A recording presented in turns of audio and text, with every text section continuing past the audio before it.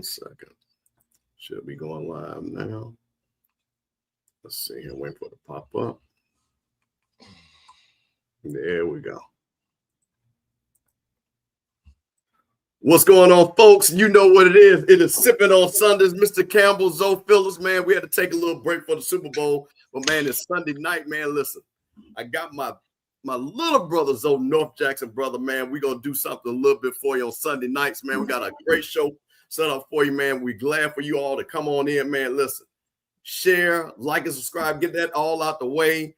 Call your folks, man. We got a great topic. Man, listen, man. I don't know if y'all saw that graphic. So, I got to pull this up right here.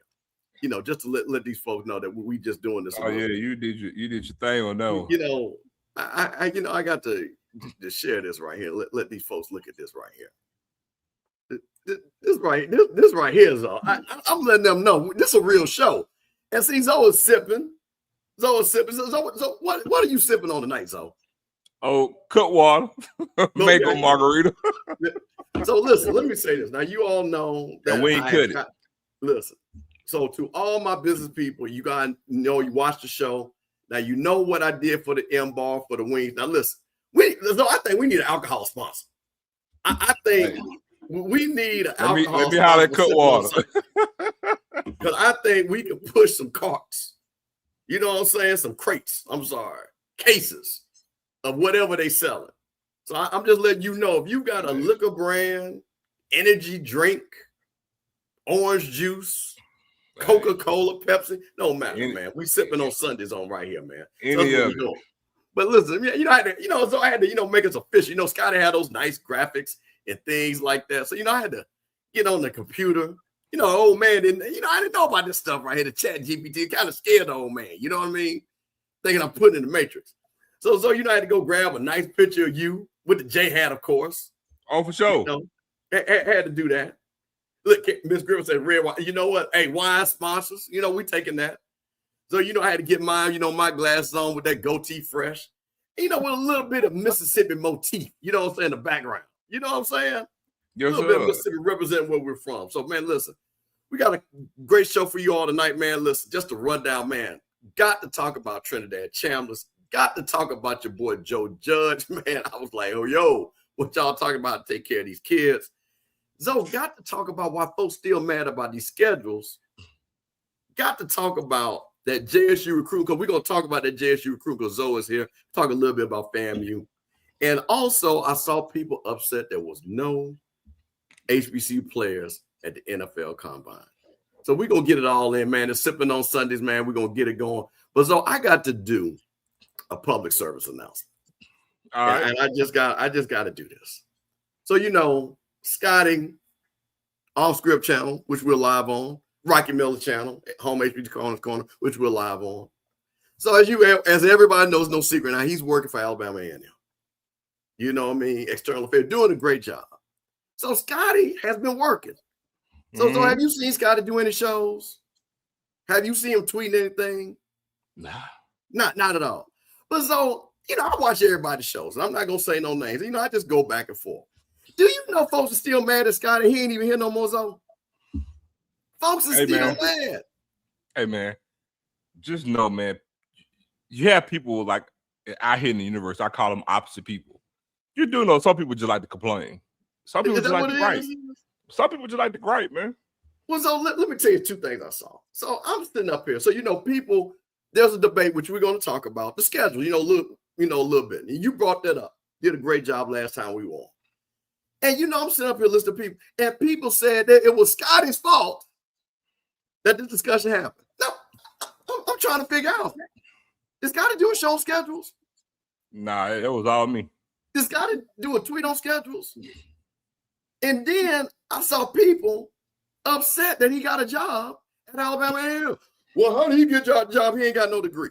How you get that job? He don't let me. You know what? I'm glad you mentioned that too. I don't want to get too far off of the tangent, but let me say this too, man. Look, despite how you feel about somebody's thought process when they come to your school, look, I'm in blue and white, y'all. I keep a J hat on me at all times, right?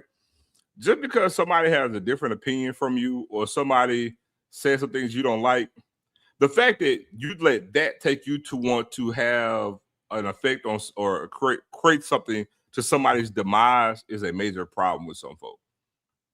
Like literally, because somebody has a different opinion from you or doesn't like what you love, then that means everything they do in their personal life needs to suffer.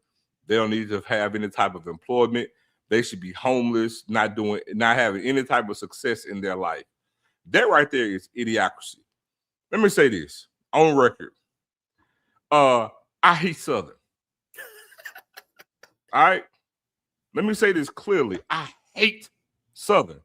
I hate Sissy Blue and Yellow. I'm cool as hell with BJ Jones. I'm going to say it again. My cousin, my first cousin, is a dean, well, was a professor, is a dean at Southern University right now. Right now. I got family all up at Southern. I hate Sissy Blue and Yellow. I'm going to say it again. But, man, I lived in Baton Rouge for 5 years. Right. I got a lot of close friends in Baton Rouge, and they're Southernites. It's a game, people. I'm going to say it again. I hate Southern, but it's a game. One dude in Louisiana who practically helped mold me into a man played football at Grambling. Shout out Campbell McGowan. I'm going to give him love. Played for Eddie Robinson in the 80s.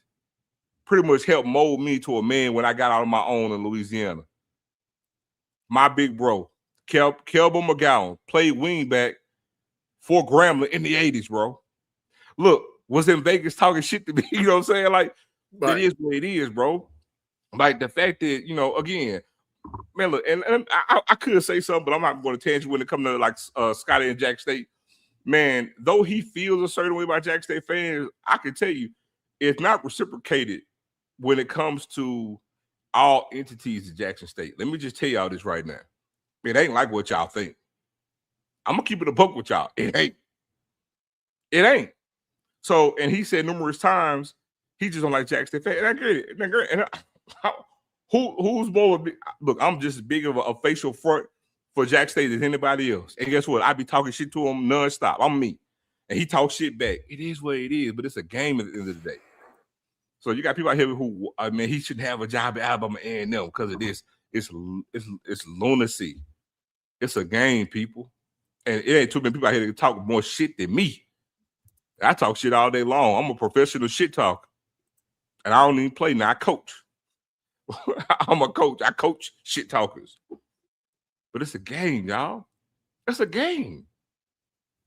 Well, I just got to say it, and we're going to move on. But I want to make this point because I think this is very important.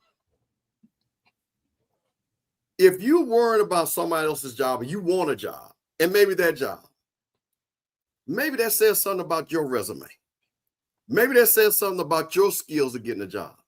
So I'm going to tell all my folks out here, instead of worrying about someone else getting that job, what are you doing to build yourself up to be in a position where somebody will want to hire you?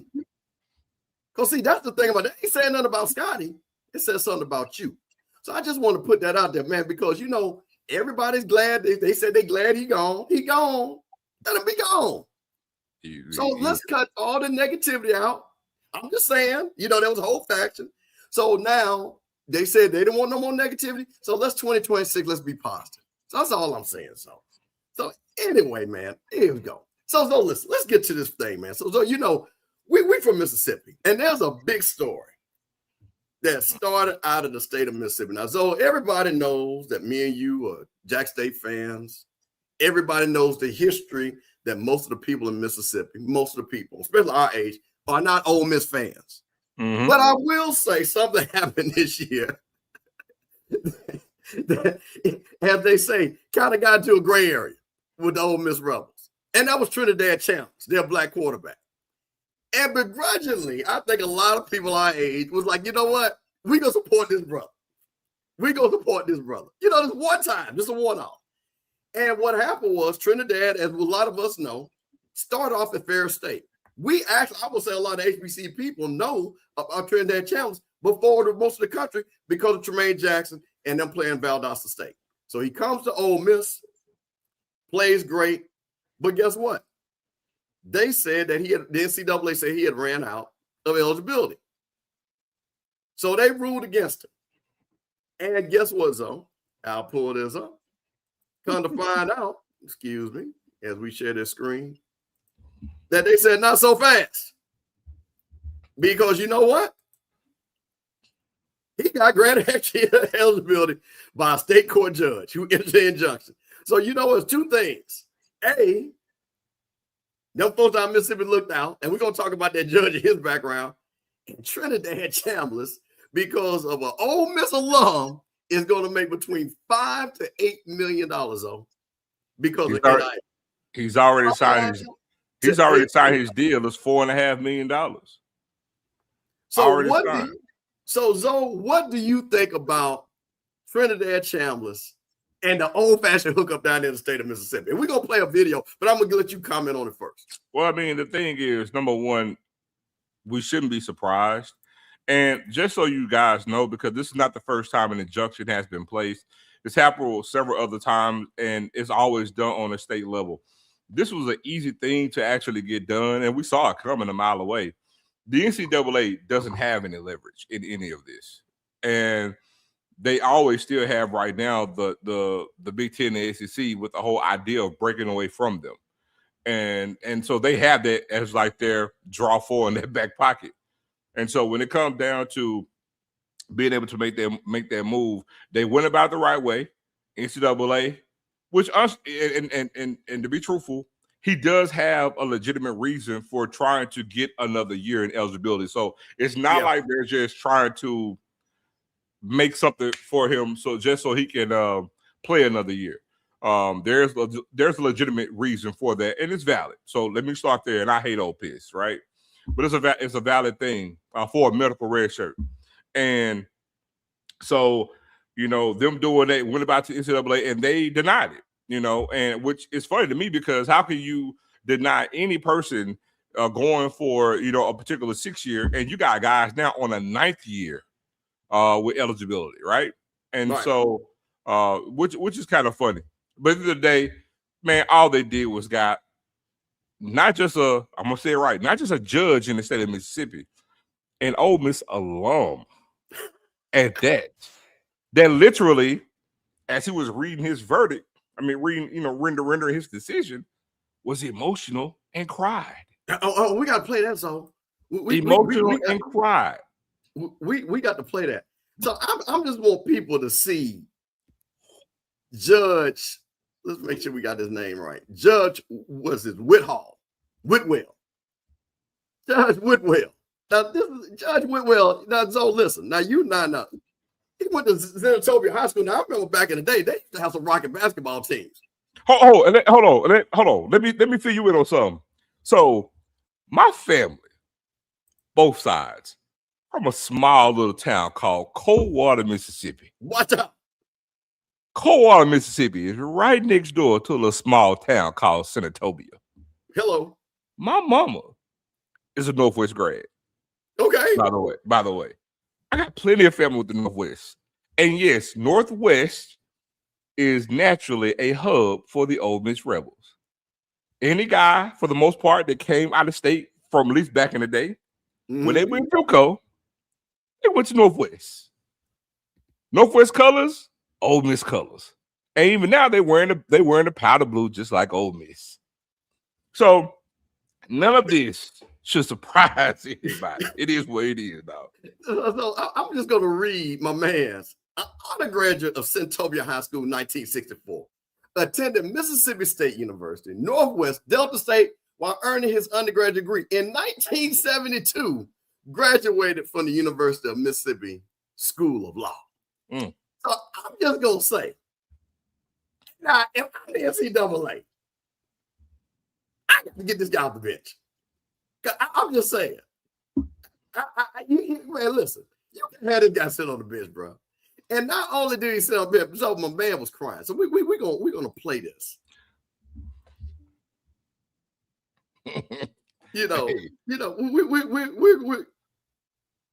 We're gonna play this. And yes, my friend said, I know you're live. Yeah, we know. We ain't got no starting music. I know we're good. But we're gonna play this right here. Because this right here, hold on. Let me get this, make sure this is doing. I mean, and if you remove him, You got hundreds or more in every county that's tied to Ole Miss. Okay, so this is the first thing. This is where he's questioning. Let me make this bigger. Where he's questioning Trinidad. Make that bigger. Okay. Oops, don't want that. Take me through there. Take me through that, boy. You know what I'll be following. Here we go. This is the judge. Awesome, did you not? Yes, sir. Well, will they bother you or not? Yes, sir. It was constant. It was like a roller coaster. And that's why you believe that you couldn't play here in 2022. Yes, sir. You never played it down in 2022. Not one. All right. Based on what I've asked, are you going to ask me anything further? After you had it three. Now, so He sound like an attorney more than the judge on the. wait a minute now. Sound like he was hurt. So now, on Whitwell, our son, you didn't play, did you, son? You ain't playing 2020, did you, son? And now, mind you, Trinidad ain't from Mississippi, but Trinidad played that. No, sir, I didn't at all. No. The kangaroo court. Man, the kangaroo, man, why my tax dollars had to go to that sham, dog? He could just mail that in and say, man, look, man, we're gonna file this injunction. He go, Bro, listen. So then my boy, okay, hold on.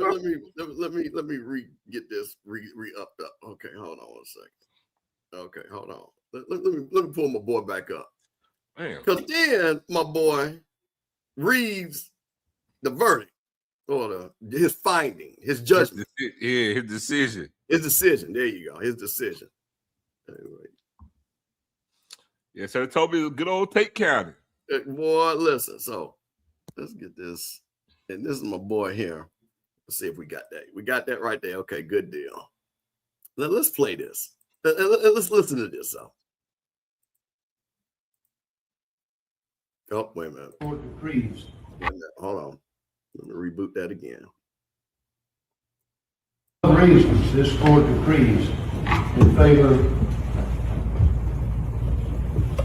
of Trinidad Chambliss and grants his request for preliminary injunction of relief and preliminary enjoins the NCAA from prohibiting Trinidad Chambliss from practicing, playing, otherwise participating in the Mississippi League football team during the 2026-27 academic year. Don't play the For woman. the above reasons, this court decrees in favor of Trinidad Chambliss and grants his request for preliminary injunction relief and preliminary enjoins the NCAA from prohibiting Trinidad Chambliss from practicing, That joke getting red, ain't it? playing on the University of Mississippi League football team That joke getting red, boy. during the academic year. Now, Trinidad Chambliss.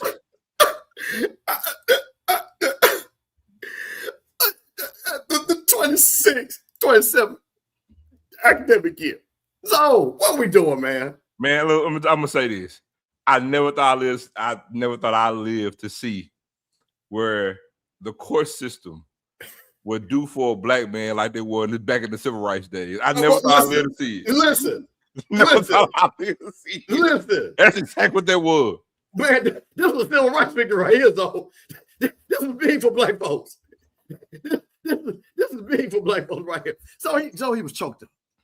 He understood the pain of the black man. That the system was against him. Right.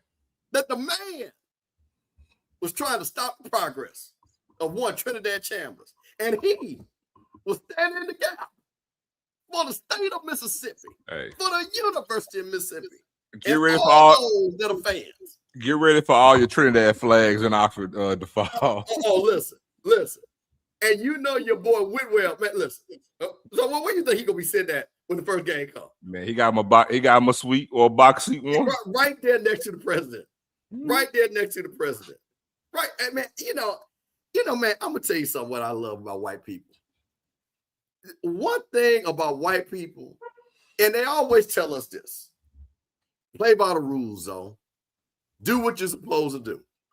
But when it don't go right for that white man, Hey, he gonna switch that thing up quick as hell. hey, wise man told me a long time ago, when you make the rules and you make the laws, you can change it. You can change them. So this man had with a straight face, with an emotional. So you listen, man. I've been around a lot of courtrooms. I know a lot of judges. I've seen judges, and I'm being serious, but like serious cases where somebody's been injured, killed, things been agreed, where a judge is saying, you know what? I feel your pain as the plaintiff, and I'm going to rule in favor for you. I hope your life gets better. Man, come on, boy. So you've never seen a judge, anybody on the bench, show any type of emotion.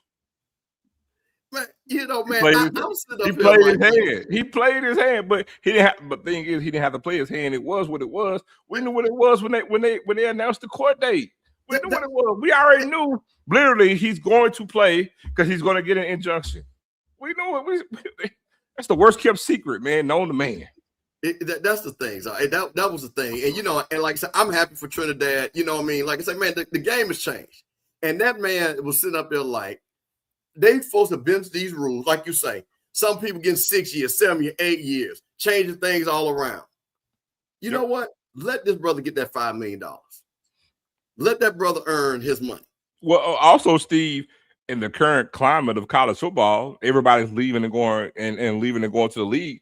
You actually got a star player wanting to come back, to try to do what he can to raise his stock. So it was just amazing to me, man. I wanted to die laughing. It's hypocritical though by the NCAA. It's hypocritical by the NCAA though. And that's the thing about it, man. The level of hypocrisy, that the NCAA has done. I'm like, come on, man. It's like, what are we doing here? It doesn't make any sense. But I wanted to, which ties into so of course, they had to bring in witnesses, to prove Trinidad's case. Mm-hmm. So, they brought in one Joe Judge. Now, I didn't know. Now, do you know what Joe Judge's position is on the Ole Miss coaching staff?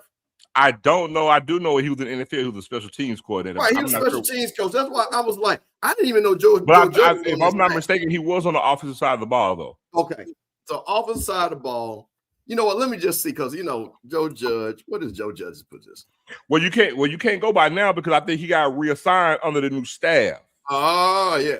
But if I'm almost willing to bet though, Steve. I believe. Correct me if I'm wrong. I think he was a position coach on the offensive side. That's what they're saying. He's a quarterback's coach.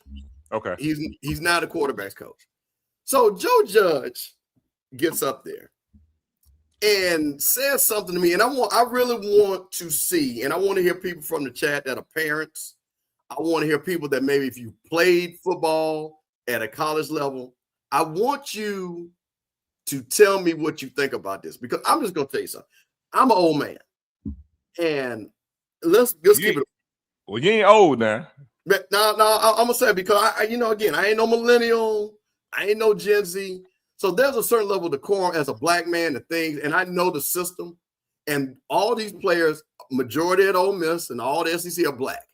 So they have different things that they go through and they have to deal with. And when I heard this, I cringed because of a white coach saying this to probably a predominantly black audience who probably this applies to. So we're going to play with Joe Judge set in a court of law about what these football players should be doing and their significant others in their support of. Hold on, wait a minute. Hold on 1 second. Let's get that up. This is Joe Judge testifying. To make sure we got this so everybody can see this. About significant others supporting their men playing football. Coach Joe Judge. Judge, what do you think? But we would have to educate. This is always a tough conversation to have. It's not even popular. The truth is, we would have to educate significant others who may have been pregnant during the season or going to have a baby during the season. And you have to educate them on, you have this baby in the middle of the season. That father has to play good football.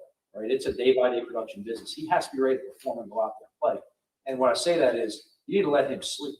He needs to be in another room, detached. You have to explain to the mother, like, hey, listen, he ain't waking up for midnight feedings. After the season, he's full metal jacket. You do whatever you want with him. And he can change every diaper. But in the season, he's got to have a different priority. Now, but we would have to educate. This is always a tough conversation to have. And it's not going to be a popular thing. This is the truth. We would have to educate significant others who may have been pregnant during the season, or going to have a baby during the season. And you'd have to educate them on, you have this baby in the middle of the season. That father has to play good football, right? It's a day-by-day production business. He has to be ready to perform and go out there and play. And when I say that is, you need to let him sleep. He needs to be in another room, detached. You have to explain to the mother, like, hey, listen, he ain't waking up for midnight feedings. After the season, he's full metal jacket. You do whatever you want with him. Okay. You can change every diaper. But in the season. Now, so I heard this, and I was like, wow. And you know how you say things behind closed doors that might be true in the real world, but you really don't want to say it out in public? So I was like, now, bro, you can't be saying, because first of all, here's the thing. Now, so do you have children? Do you have children? Yes. Okay. So you tell your significant other at that time, you know, who you have a child with, and I have children, hey, you know, you handle that. She's gonna look at you like, wait a minute, it takes two to make this. And to sit back and tell these football players that, and I almost understood where he was going, but man, I don't know about this, bro. This was like, and the thing about it, he's talking to black football players, which we already know the stereotypes about black fatherhood, supporting their children. Clearly, most of these young men are probably not married to these young ladies and things like that. And you get up here in the court and say this? Steve, so what you think about that? I'm going to say this. Some people are going to disagree with me, but I got something to say. He's wrong every which way but loose on this. I'm going to tell you why. I know the angle that he's trying to go. I know people say, well, I see that point. I agree with it. You're wrong. You can't take that stance, but on the front end, you need to tell your players to wrap it up or don't be having unprotected sex to get people pregnant. He made a statement say, you're going to have this child. No woman can dictate when she's going to have a child. God is in control of that, not the woman. She can't dictate when she's going to get pregnant and have a kid, but also for every action, there's a reaction. For every action that's taken, there are consequences for your actions. And so guess what? If you have unprotected sex while you're a football player, you know you got this career that you're going to have, but you still chose to make the decision that you chose to have sex, right, and get somebody pregnant. You don't get to make someone pregnant and then run from the responsibility to come with it. I don't give a damn what your career is. That's part of building some scar tissue to make you a man by being a father. So guess what? And I know people say, well, you're not in a relationship. Man, listen. Until otherwise noted, man, look, you got her pregnant. If you and in these cases that he's giving an example, they're together, because if you ain't together, you ain't spending the night like that. So all these are couples, right? And I'm sorry, bro. If a woman sit here and went through all she went through to give birth to your child, and then you're here with her, and you can't help nothing because you play football, that's the type of privilege. Guess what? You signed up for that the moment you sit there and got her pregnant. You don't run from responsibility off of the strength of trying, because you know why Joe Judge is saying this? It's not for the player's benefit, for his damn benefit. See, that's my thing. It's for his benefit. It's for his benefit. It's for the coaching staff benefit, because if they don't win, the thing is, if they don't win, the coaches lose their job. The players aren't going nothing happening to them by winning or losing. They getting paid, and they got you can have a losing season and still get drafted. You know, it's all about production. But man, he totally missed the mark. And if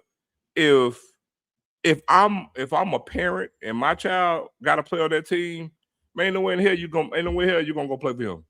I'm sorry if I gotta, and if he has a daughter, man, shame on you. Because I guarantee you he wouldn't tell his own child no shit like that.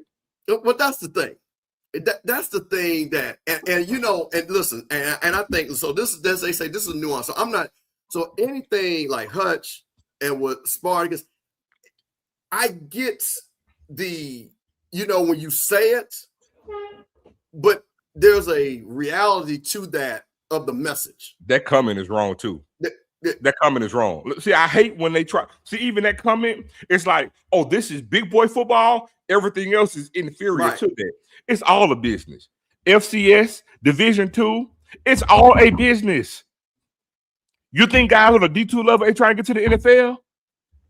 And we want to differentiate and say, well, this is different because of the amount of money at stake. It's big money at Division II. It's big money on the FCS level. It's just, all it is just more money. Oh, he is exactly wrong. But He's now, exactly wrong. Now, I got his quote up. Now, you knew he got some hellified backlash. So I'm going to read his statement. And this was pretty funny to me, how he cleaned this up. And there is context. So he said, this is Joe Judge, and this is his statement. Some of my comments from Thursday have been taken out of context. So I'd like to provide some clarity in a discussion about Trinidad's sleep apnea. I was trying to point out the importance that the NFL places on sleep for recovery and performance, in addition to education of balancing family dynamics during the football season. These are discussions I was a part of at the professional level from veteran players based on their own experience managing similar situations. These are not discussions we have had at the collegiate level. As a husband and father of 4 children, I understand those challenges firsthand and will never diminish the commitment to family. We share the same dedication to family with our players and always support them through any challenge they face in their personal lives. Wait, okay. So that right there, I was like, okay, clean that up. But I guess for me, and so I Steve, think, go ahead. I'll because I just want to say something. So I'm gonna use Trinidad Chambliss for an example.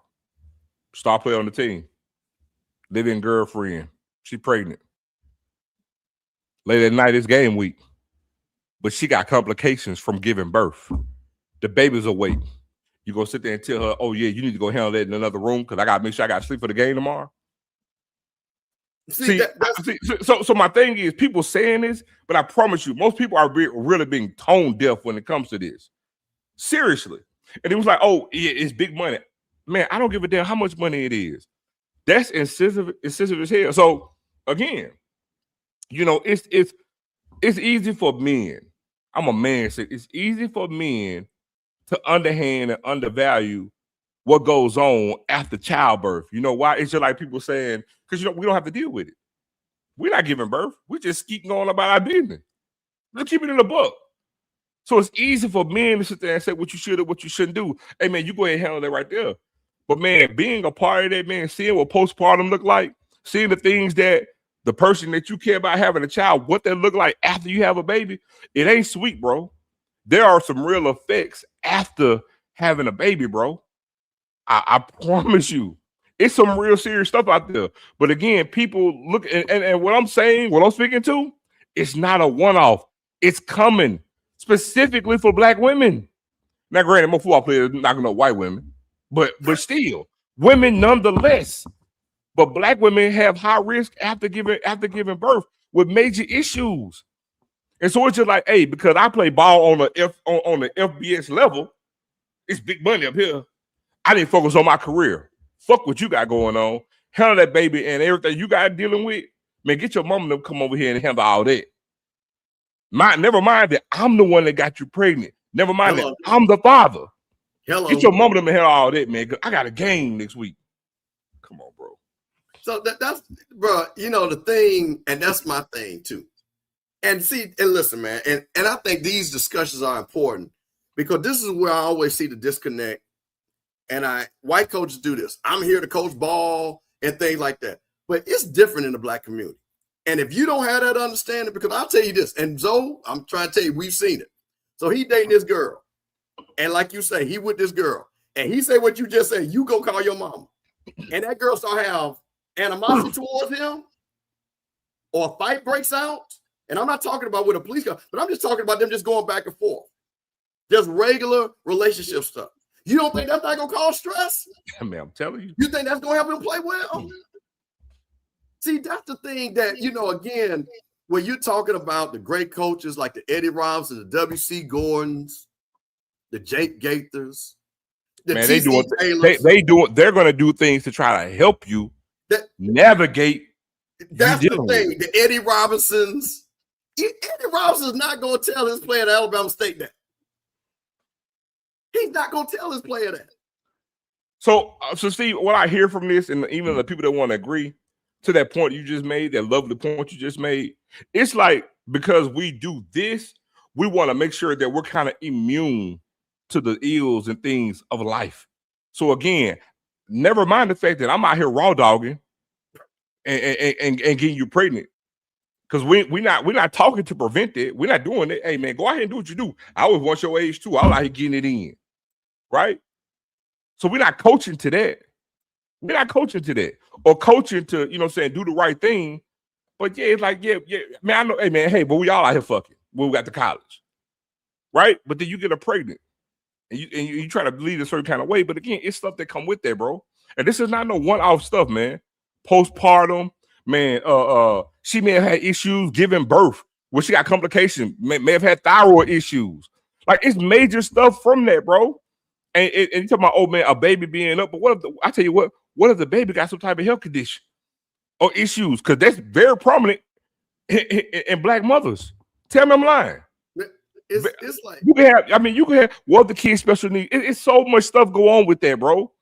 And then to sit there and say, oh man, yeah, but hey, I play football on the FBS level. I'm in the SEC. I got a game this week. So it's very, I need perfect conditions to sleep the best way I can. We're not saying that you ain't gonna have that. But man, guess what? If I got an issue one night this week, I gotta tend to my family. Like, it is what it is. It's like load management. And I bet a lot of you motherfuckers up in this chat, they like load management too. But the thing is, the season is the season. That comes with it. You got to overcome adversity in life. You don't sit there and try to just make it everything easy to get around it. You got to go through all the ills of life, dog. Point blank, period. And that's why, you know, man, it's just, again, but see, this is where, again, this whole system, where they look at these players are nothing but possessions, property, nothing but things that can be disposed of. And as long as you're doing what's right on that field, whatever, like you said, she got to worry about that on his own, because this is what is priority. We don't move like that. And the only thing I will say is two things. First of all, what you said is very important. So to all my young brothers, hey man, use protection. Then you ain't got to have this conversation. Then you don't have to worry about this. Use protection. But if you do have a child by a young lady and you know you break up, whatever, hey man, trust me when I say this, and Zoe, because like I said, I went through various things. I will say this: a child never forgets. From 1 to 100, and trust me when I say this. So if you are not with that child the right way, that child gonna remind you sooner or later. And I'm talking about even at the littlest bit, when that child don't know you because you ain't around. So my thing is, you know, to tell these young men, and again, I know he twisted around. They said, well, it was out of context because he was talking about sleep apnea. That just ain't a thing. That is just not a thing.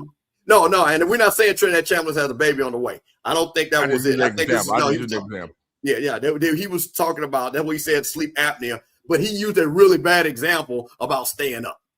That was the thing. That was a horrible example. Because I don't even see why he brought that in there. He should have just said that young man need rest, you know, when you're playing professional football and stuff like that. I don't even know where that, like I said again, I don't even know why that even brought. And that's the thing about it. But my point of it also is, this is also subliminal of what they think of the stereotypes of some of these young men. You know, because like they Joe Judge have been around, like you say, talk to NFL players, what do they do? And unfortunately, we have some guys that are out there that have kids, a lot of them, by multiple people, and they got a lot of stuff going on. We see it all the time. Stephon Diggs, hello, because that boy ain't thinking about wrapping up. That is crazy on that side, though. But we might talk about that on the end. But I wanted to put that out there, man, because I think this is just so important. When you're seeing something, and so what is interesting to me is that Ole Miss in that state, I see they're trying to make moves. I see they're trying to rebrand themselves.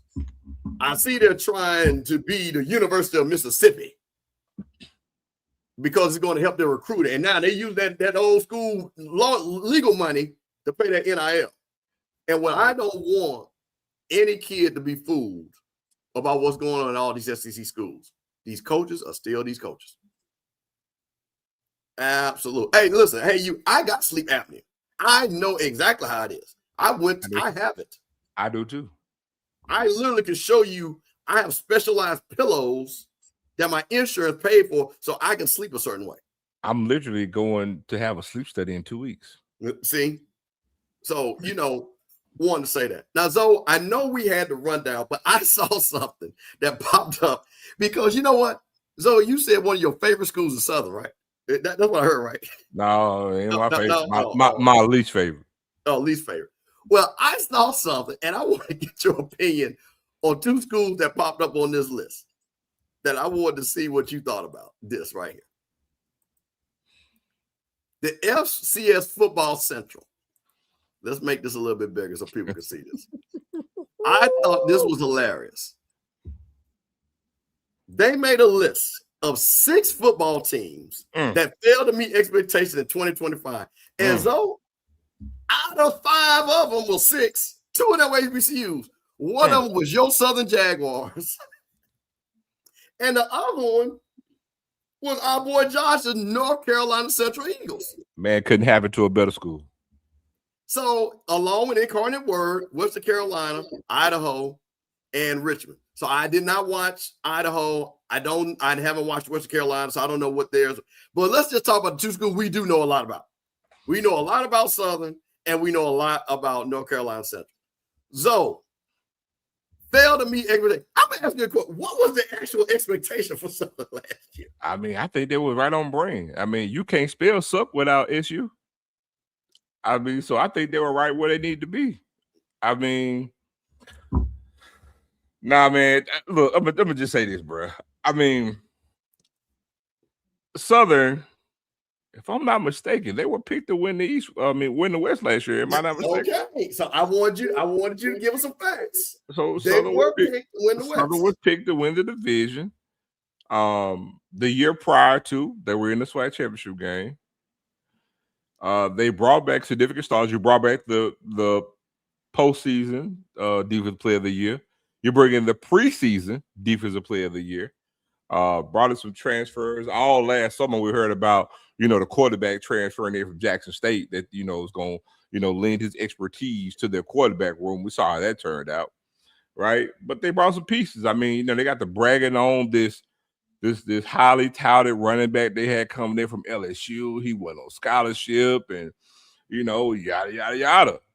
And it just didn't materialize, We heard week after week, got to go back to the drawing board. They put together a well-drawn, ugly 2-win season.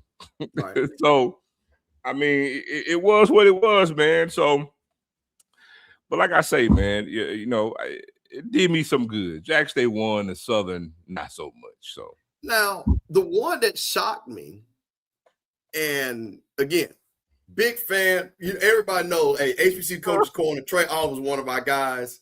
Me and Trey joke all the time. Saw him at Celebration Bowl. Told me not to come to Durham. He's going to put my Escalade on bricks.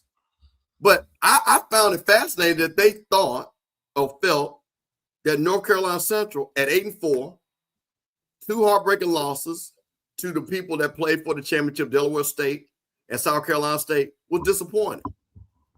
So what did you think about that? And is that even deserved for North Carolina Central based on they had to win the season?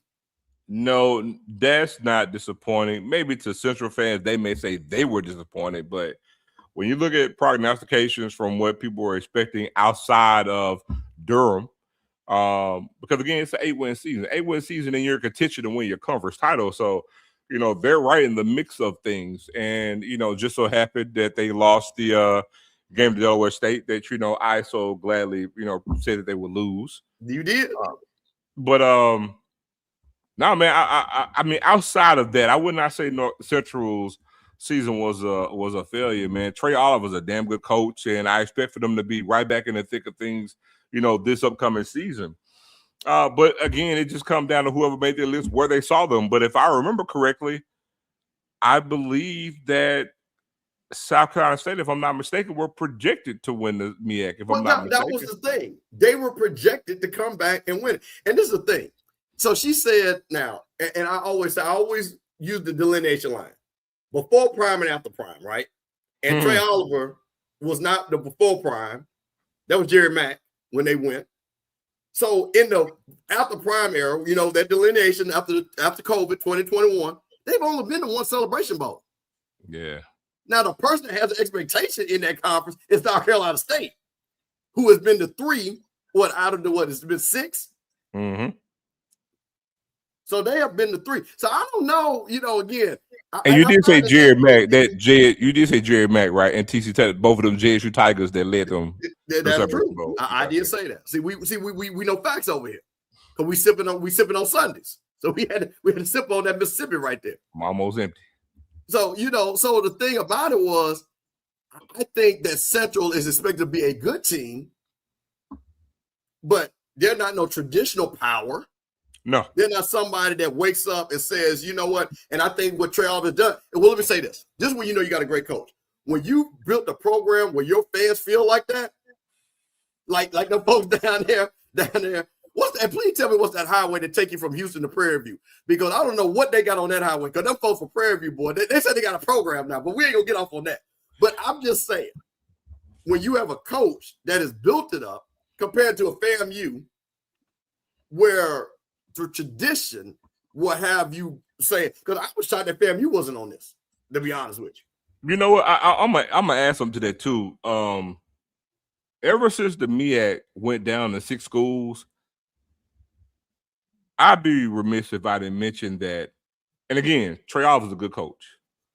I'm not taking anything away from him, but I think it'd be remiss. I think we put too much on credence for whoever wins the MEAC because by virtue of them having 5 conference games, typically they only got 1 de facto conference game to win.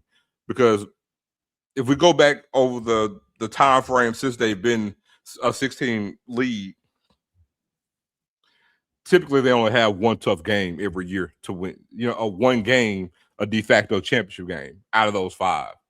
So it's almost like, you know what I'm saying? Now, granted, they play a tougher non-conference slate by virtue of that, and we have to give them kudos to that because they're competitive in those games. But honestly, when it comes down to conference play, they really have just one de facto conference game, a tough conference game, because the conference they've been so weak and moribund to where you only have 2 good teams every year. You see what I'm saying? This was the first year ever since they've had the 16 league because you had Central, Delaware State, and South Carolina State coming down to it. And maybe this could be a change going forward with Delaware State stepping it up. And we're yet to see with Norfolk State this upcoming season. But since they've been the 16 league, it's really only been 1 tough game every year to really define who wins that conference. You see what I'm saying? To where it's in the SWAC, not like the SWAC is deep on that end, but the SWAC has more games to play that's more impactful because there's more parity in the SWAC than it was in the MEAC. Yes, you have more bad teams in the SWAC, but you have more parity in the SWAC. Right. And I will say to Amanda, and I believe she's a proud Central grad. Thanks, man. I appreciate you watching us. You know, Sippin On Sundays, me and Zoe, you know, Scotty's channel, Off Script channel, Rocky Miller channel. But I want to say something about this too. But you got to understand something. And Zoe understand this too. In the SWAC East, you can't lose a game. You lose the 1 game just like that, you don't get to the conference finals. So we still have the same pressure that you have. And then we have to turn around and win the conference championship. So the thing about it is, and you're talking about, so I can say, and Zoe, correct me if I'm wrong, if I took the SWAC East and made them like the MEAC, I think they're just as tough, if not tougher, than the MEAC. I would definitely agree. I would definitely agree. So Amanda, the SWAC, by virtue, has to do exactly what you just said, because you can't lose 2 games in the East. You can't. Nope. You basically, from the time, and so correct my one, and we say after prime, every SWAC East champion has gone undefeated in the East. Am I correct? Because you guys have won. The only people who wanted you guys and us. And we won undefeated, you guys have been undefeated. So you guys have won it 4 times, and we won it what? That right? Once. You guys won it four times, right? Mm-hmm. 4, and we won it 1. So 5 years, and this is year 6. Yep. So all 4 of those times you went undefeated. Mm-hmm. 3 of those years we had 1 loss. You guys, we beat you guys, and we won undefeated. Mm-hmm. So this is the thing about it. What's interesting. So now, even in the West, which kind of has a little bit more up and down of teams and stuff like that, you can't lose 3 games in your division. So in the division, the way it's been in those 5 years, 2 losses dictated. But the thing is that it was more parity on their side. Again, you may only have 1 good team, right? Though the bad team was in the West Division, but be it as it may, because those teams were having cross-division games that counted. Correct. You still would have it where there was parity on that in the West Division, because whoever won that division in these 5 years, 2 losses dictated who was going to win. So that's the thing. So, I just found it interesting, so, hey, man, listen, I'm going to say this again. For Trey Oliver, and this is going to be a very interesting year, because this is going to be the first year that he doesn't, quote unquote, have a seasoned quarterback. Yeah. In a long time. And he's not a big portal guy, because I've been watching their recruiting. And so you don't see about a bunch of portal guys coming there. He's been tried and true, doing it through the high school ranks. You see South Carolina State South Carolina State has made some major moves in the portal and also in high school, because that's always been their thing. Delaware State made some major moves, getting players to come in through the portal, which leads me, and we're going to kind of switch it because we talked about the schedule. We're going to kind of switch, which leads me to this, though. Talk about hey, man, listen, I looked at all these recruits of all the schools, and I will say this, man, shout out to Coach Gray and our coach that, because let me just tell you this. That $1.2 million, man, listen, we got another coach coming. We ain't playing about the state of Florida, Zo. And I'll talk about it a little bit. But we sipping on Sundays. A lot of people from Jackson State. So tell them what's going on down there with those Tigers, man. Because listen, I looked at y'all, boy, and they said the aggravation, the exaggeration of your demise was greatly exaggerated. Man, listen, I'm keeping it a buck. No fandom here. We got everything we wanted, exactly what we wanted. And we did what TC and Coach O do. We stayed on brand and did the exact same thing we've done since they've been on this street. And that is not to have the part of recruiting class with our recruiting. TC Taylor and Otis, since they've been the tandem, nobody's messing with them. When it comes to owning a state, and it's different here than Louisiana, than Florida. When it comes to the state and the relationships and in the way that they've done it, they hit the ball out of the park, bro. This class, and I remember I said this the year before last, but this class here in particular is going to be a foundational class, and this class will win a SWAC championship. This class is loaded, hungry. They're on campus now, man, getting it in. And when I tell you, man, we got some really, really transformational pieces within this class. This defense and the defensive players and the defensive line, like, again, people saw, guys hitting the portal thinking everybody's leaving, but not everybody left on their own volition. Right. And when you see what they did with regards to the defensive front, what they did with the linebackers, and what they did on the defensive back end, and they went for length. I talked to Coach Quinn, after the signing day event, and on the defensive side, they did a lot of things that like a lot of basketball coaches would do when it comes to recruiting. On defense, they went for speed and they went for length, and they got it. Offensively, got some pieces coming in that redshirted last year from that class, that ballyhoo class we had last year. Got some redshirt freshmen that's coming into play, and again, got some studs on the offensive side of the ball. So I'm looking forward to this season, man. So I want to ask you a question because I hear a lot. We got a lot of people that came in with Dion. You know what I mean? The Primates came in, and a lot of people said that Jack State was going to fall off. You know, because it was Dion. Like, you heard people say that at Jack State. Tell people that are Primates, or people, let's say that people are new to HBCU football, why Jack State is able, with TC Taylor and Coach O, to recruit to this level and not actually fall off. Well, the main thing is first off, it comes down to relationships. And when it comes to Mississippi, Jackson State and all the major programs on the high school level and within the state Jackson State have their tentacles attached to every high school program in this state. Also, when it comes to Otis being the former OC at Callaway, also Otis being from Jackson, having played at 2400 Robinson Road at Provine High School, having a relationship, having a tie to any and everything in JPS. And then you have TC coming from South Mississippi, he was a former star at South Pike High School down in Pike County. Then also both of them coaching at JUCO at some point, having those relationships to all these coaches within the state of Mississippi, having a relationship to all of these players with the former Jack State players within this state.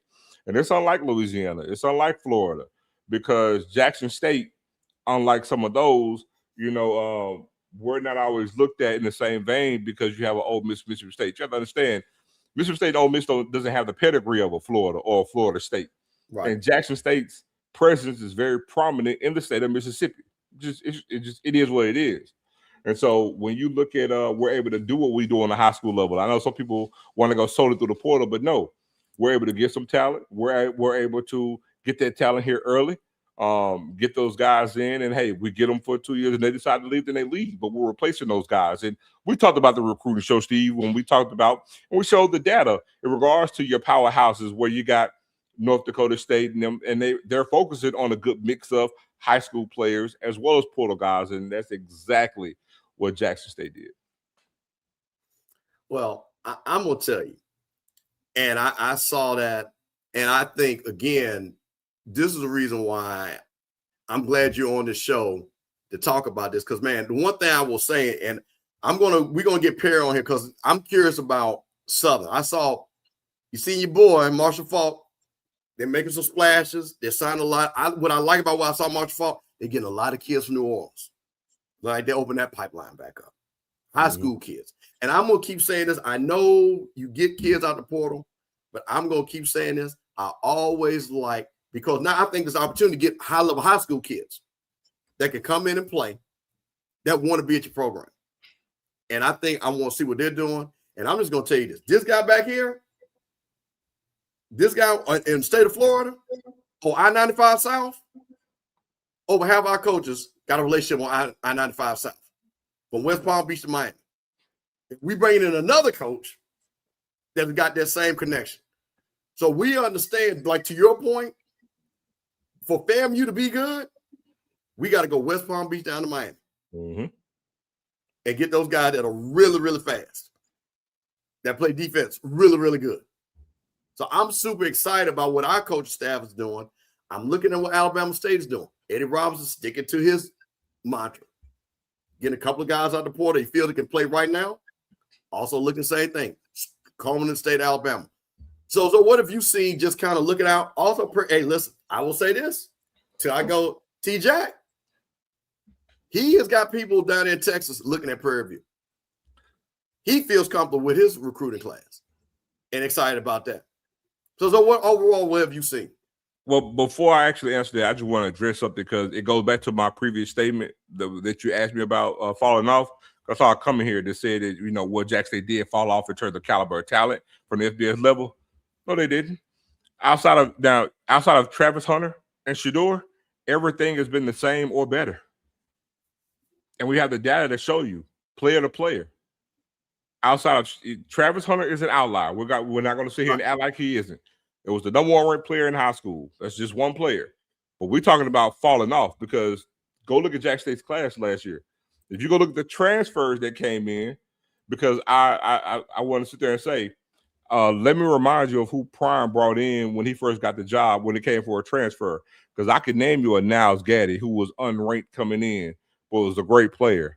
I could name you, Aubrey Miller was a 4-star, but he wasn't even playing in Missouri, right? I can name you a bunch of other transfers that came in that hadn't really played from a transfer standpoint, but they made hay when they got to Jack State. You know what I'm saying? So no, when it comes to recruiting, TC is doing the same exact thing that Prime was doing. The only difference is no, TC has not signed a 4-star quarterback coming out of high school, but he signed 2 3-stars. So that kind of equals it out. Wouldn't you think, Steve? If I got 2 3-stars and 1 4-star, to kind of balance it out. But no, he didn't. No, TC has not signed a Travis Hunter. But when we're talking about falling off, no, Jack State recruited hasn't fallen off at all. It's maintained.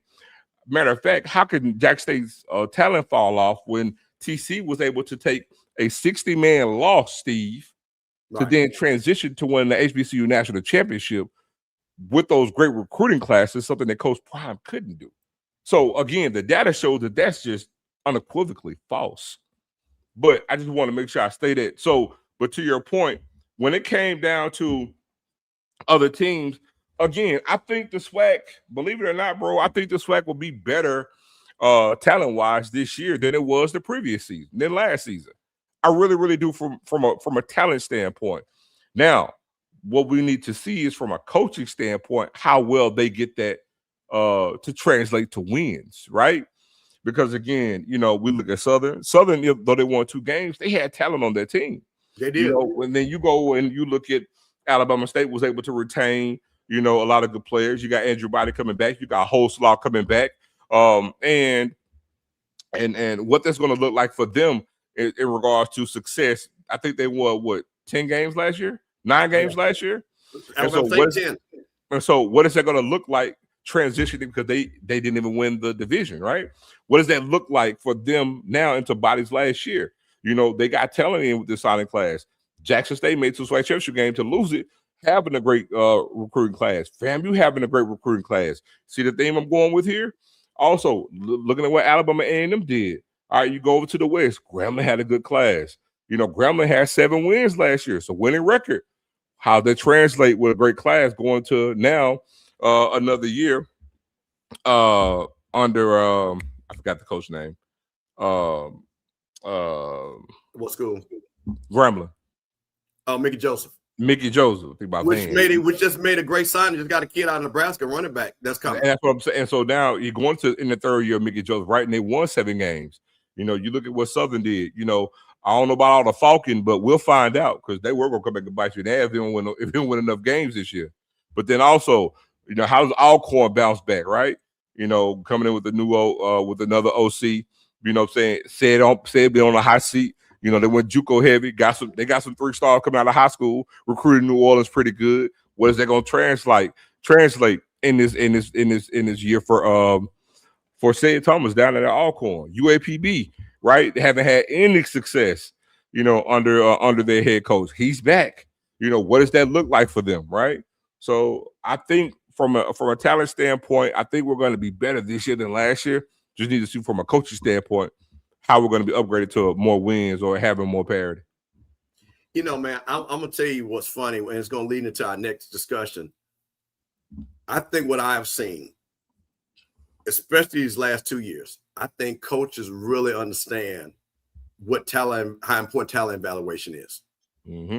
That you just can't look at a guy because he played at X school, that's a power 4 school, and think that he's going to be able to play on our level and dominate. You really got to look and see if this kid, A, has the ability, and look at a kid on a lower level, which we've seen a lot of kids come up from the lower levels and have tremendous success at the FCS level. And also, too, I think we got to go back, and I think a lot of coaches understand this, too, even though it's a short time. A lot of these coaches get back to fundamentals.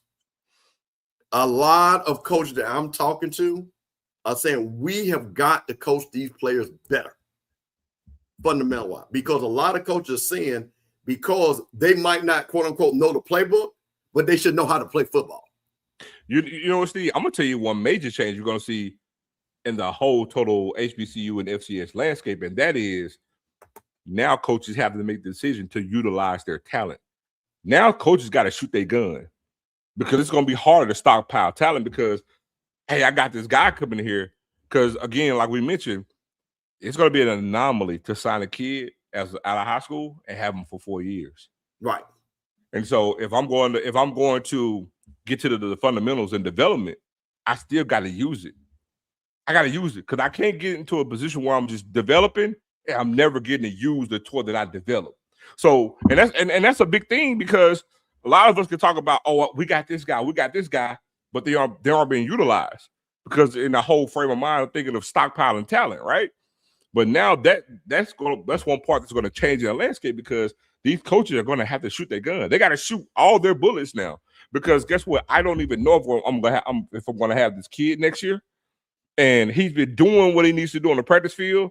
It's got to translate some kind of way on the field because also, now I'll say this, the advent, because it's been brought up, of a possible change of games played to maintain a redshirt year. You know, it was brought up to go from 4, I believe it's 8 or 9 games. I think it's 8 games. Yeah, they're trying to, they had the coaches convention. It would be 8 games, which is crazy. That's another thing too, if that happens. So now that gives even more ammunition to say, hey, we got to utilize, if we got 105 guys on the roster spot, hey man, even if they get 10 snaps a game, we gotta play these guys. We got to, and we gotta see what we got. Because I'm not gonna get in a position where I'm developing guys and they never get on the field for us and we're not utilizing. But I'm gonna tell you something, which I always hear this, and Zoe, you hit it. But when we go back, when we were coming through, you had guys, and this was not unusual, guys that were 3 and 4 year starters, which means they played as a freshman. They played as sophomore. Why? Because they were being coached immediately and developed. They had the talent. You didn't see these guys. It was very few guys that you saw a guy all of a sudden he just started playing his senior year. That's not how it worked. Guys were coming in, and sophomore year, you kind of knew if that guy could play or not. Yeah, but you know what, Steve? But honestly, there's been a lot of cases. At least I'm not going to speak to the MEAC. I'm going to speak solely on the SWAC. There's been a lot of cases, man, where you've had several schools recruit good players, and I'm going to say quarterbacks, freshmen. They don't play. Now, granted, when I say that, you automatically going to assume because they got this senior or upperclassman who's just better. And I can tell you right now, that wasn't always the case. You have a lot of coaches because, again, wins and losses, right? Wanted somebody to be proven before they put them on the field. But that's why I give a Cardell Jones kudos for being able to put a Steve McNair out there your freshman year in the second game of the season. That's why I give kudos to Robert Hughes saying TC's athletic. You can put him over the field. I'm going to go ahead and I'm going to put this Robert Kent as a true freshman out there on the field. Because honestly, a lot of coaches don't have the kahunas, even though they know their player can play. They don't have the kahunas to go out there and pull the trigger to do that. And they don't always have an upperclassman that's better than their freshman. And they do it, and they don't do it, Steve, under the guise of, I'm thinking about wins and losses because I'm solely only thinking about my job because I'm not confident enough to put it in the hands of a freshman. And we've had that. I'm telling you, we've had that in the SWAC, bro.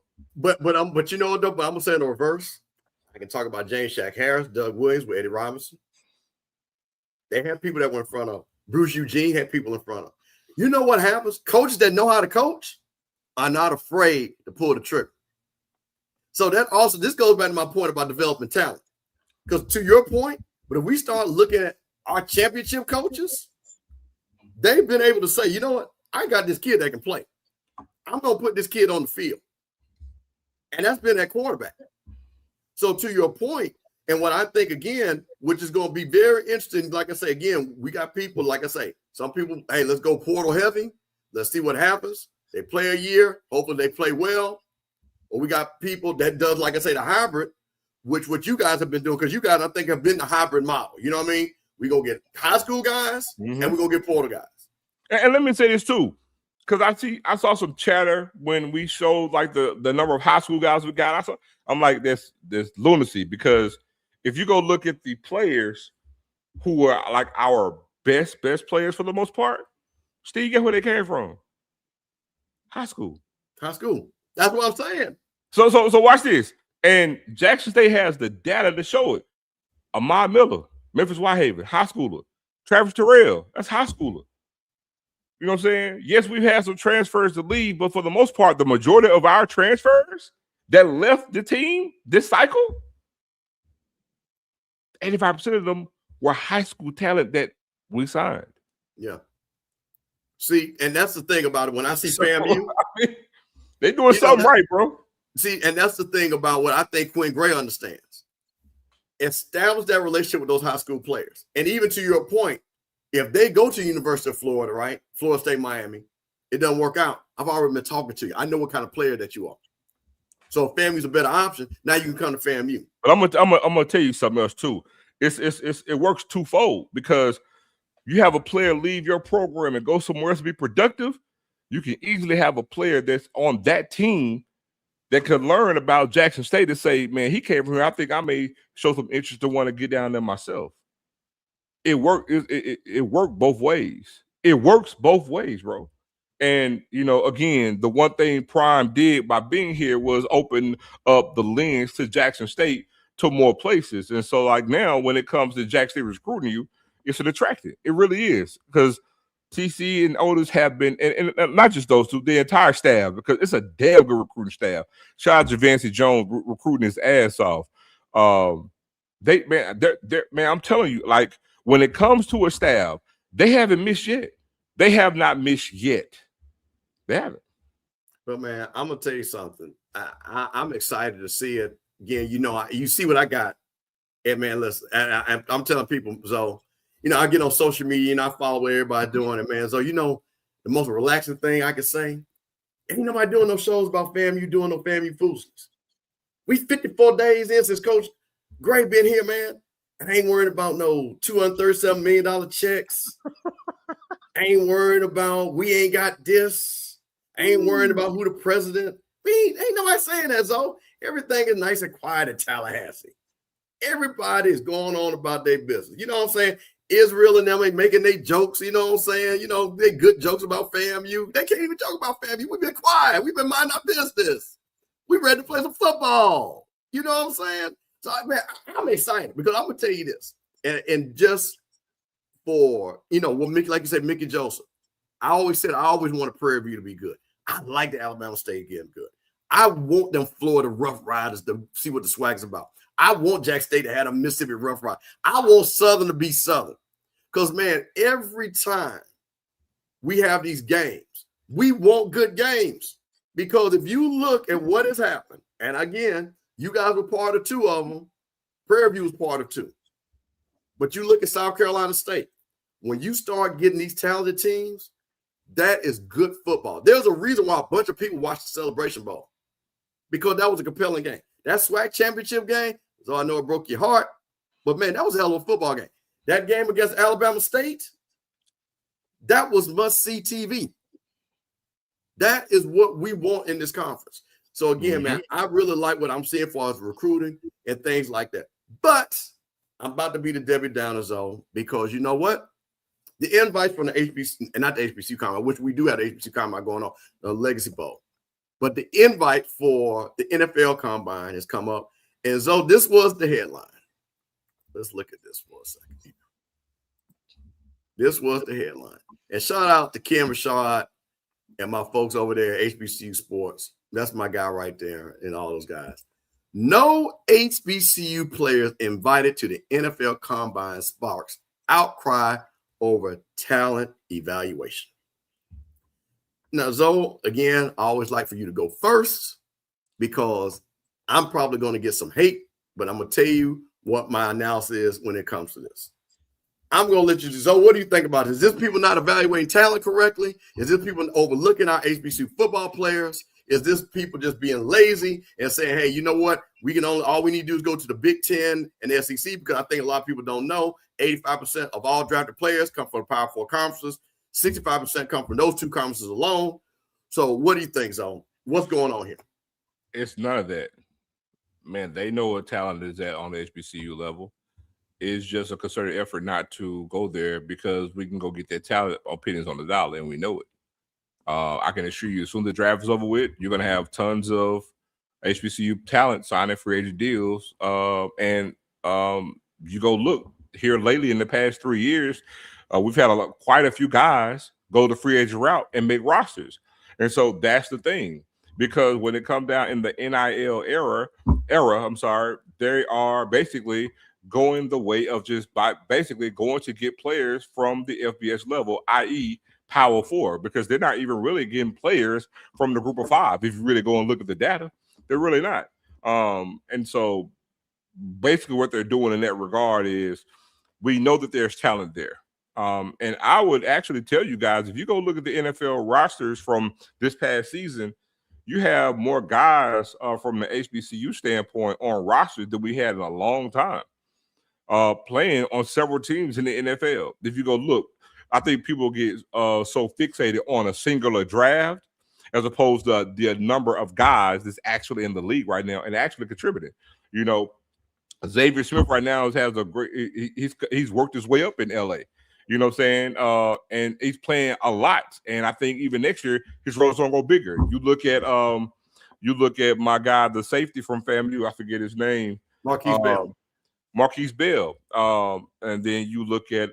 I know some will say Colorado, but you know, again, Shador is still a Jack State. He got drafted in the 5th round. But then you have other guys from the guys from South Carolina State. You got Emmanuel Wilson, I believe, at Fort Valley State, if I'm not mistaken, at Green Bay, if I'm not mistaken. Still, there are tons of guys from HBCUs in the NFL right now, and I'm telling you now, you're going to see a few guys because that's going to sign a free agent deal that's going to make rosters next season. Jackson State, we had 3 players in the league. No, we have 4 players in the league, and we missed out in going back down 3 because Isaiah Zabola ended up getting released by the Patriots. But I can assure you, he's going to be picked up on another roster this upcoming season. But you still had James Houston. We had oh my God, I'd be drawing all these names, all these new faces. DB, that's it with the Washington Commanders, from Jackson State, that's there now. So. Again, every school is doing their part, but to answer your question, man, it's just a concerted effort. They're not bypassing the HBCUs. They're not saying we don't see any talent on the HBCU level. They do. They're coming. They're in Jackson a lot. They're at FAMU a lot. They're making their rounds. They're getting the guys. They're talking to them. It's not going unnoticed. The thing is, man, the players are getting paid. It's a concerted effort to go through the P4 schools, flood with those guys, because even last year, Rob Mack, appreciate that. Rob McDaniel with the Washington Commanders. But also, you look at, I can go to the draft last year. You had 6, and you have 5th rounders and 6th rounders getting drafted off teams, and man, they were barely playing. And then, and some of those guys, they're getting cut too. They're not making the roster.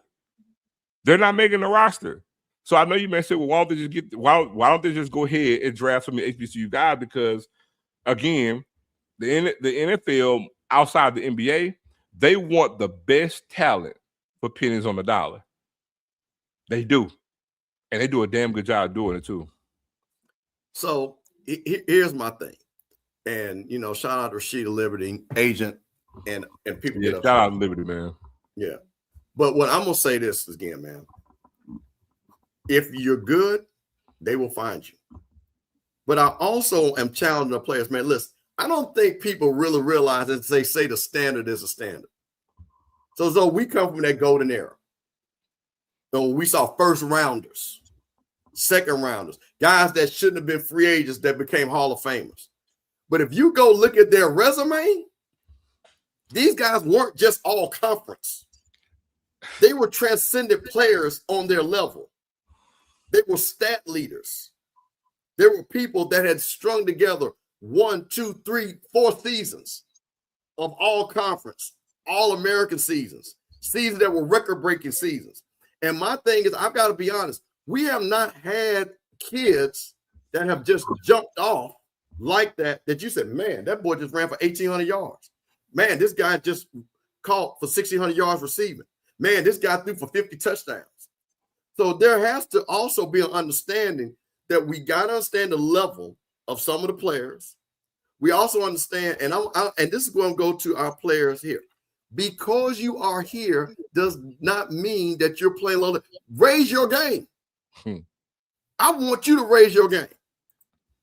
People thought Jerry Rice was not as good as he was. I'm telling you, it was off. There's no way that guy is that good. This is really not true. Until he got the practice, they shut that ass up quick.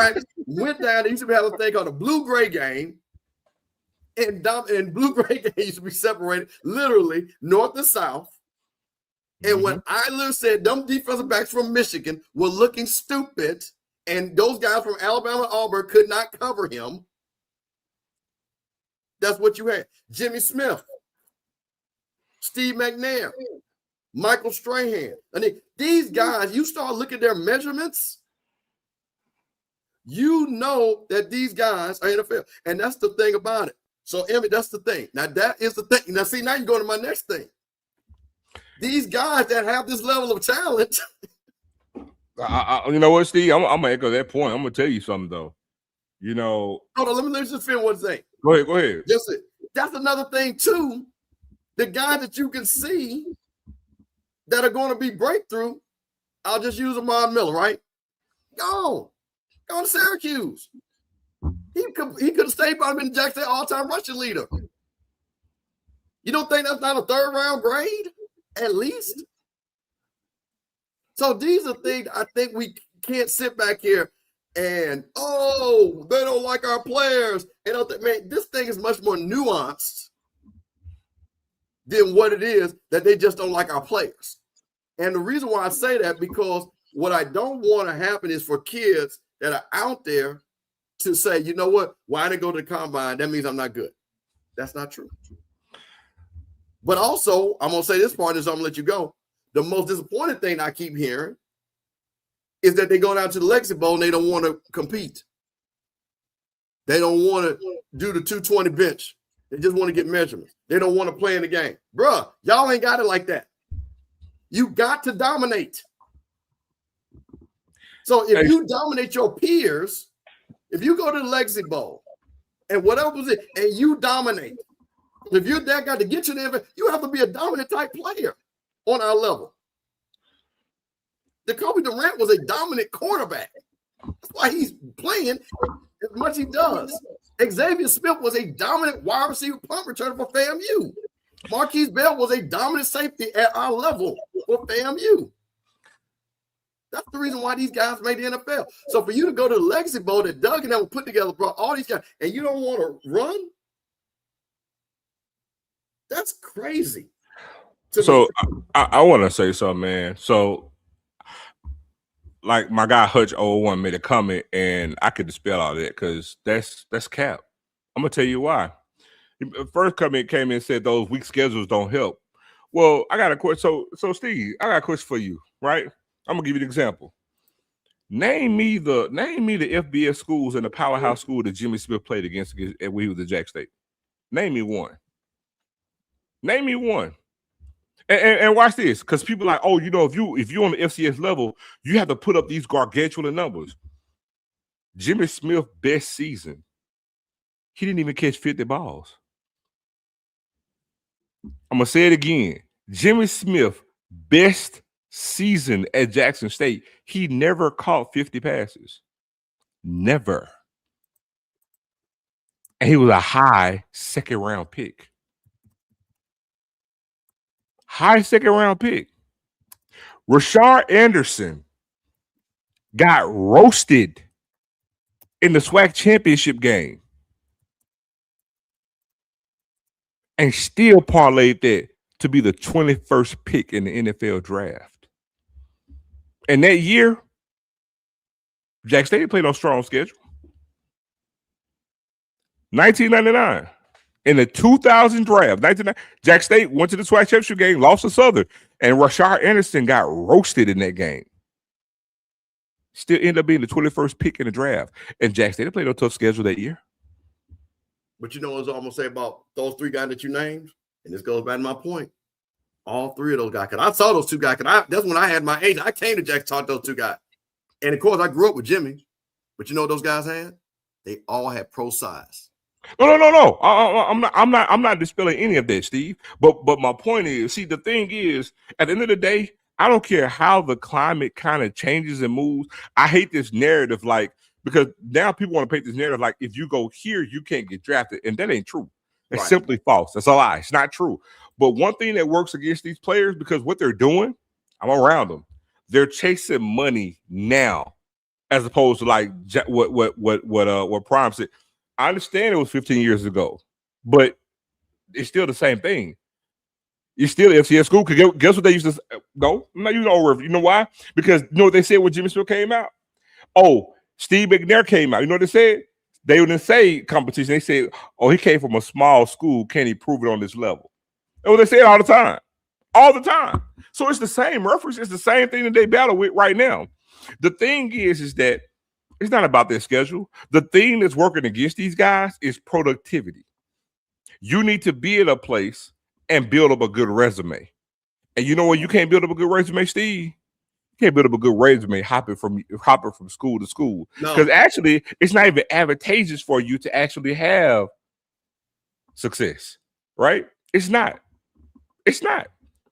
So again, I use Lamont Miller, right?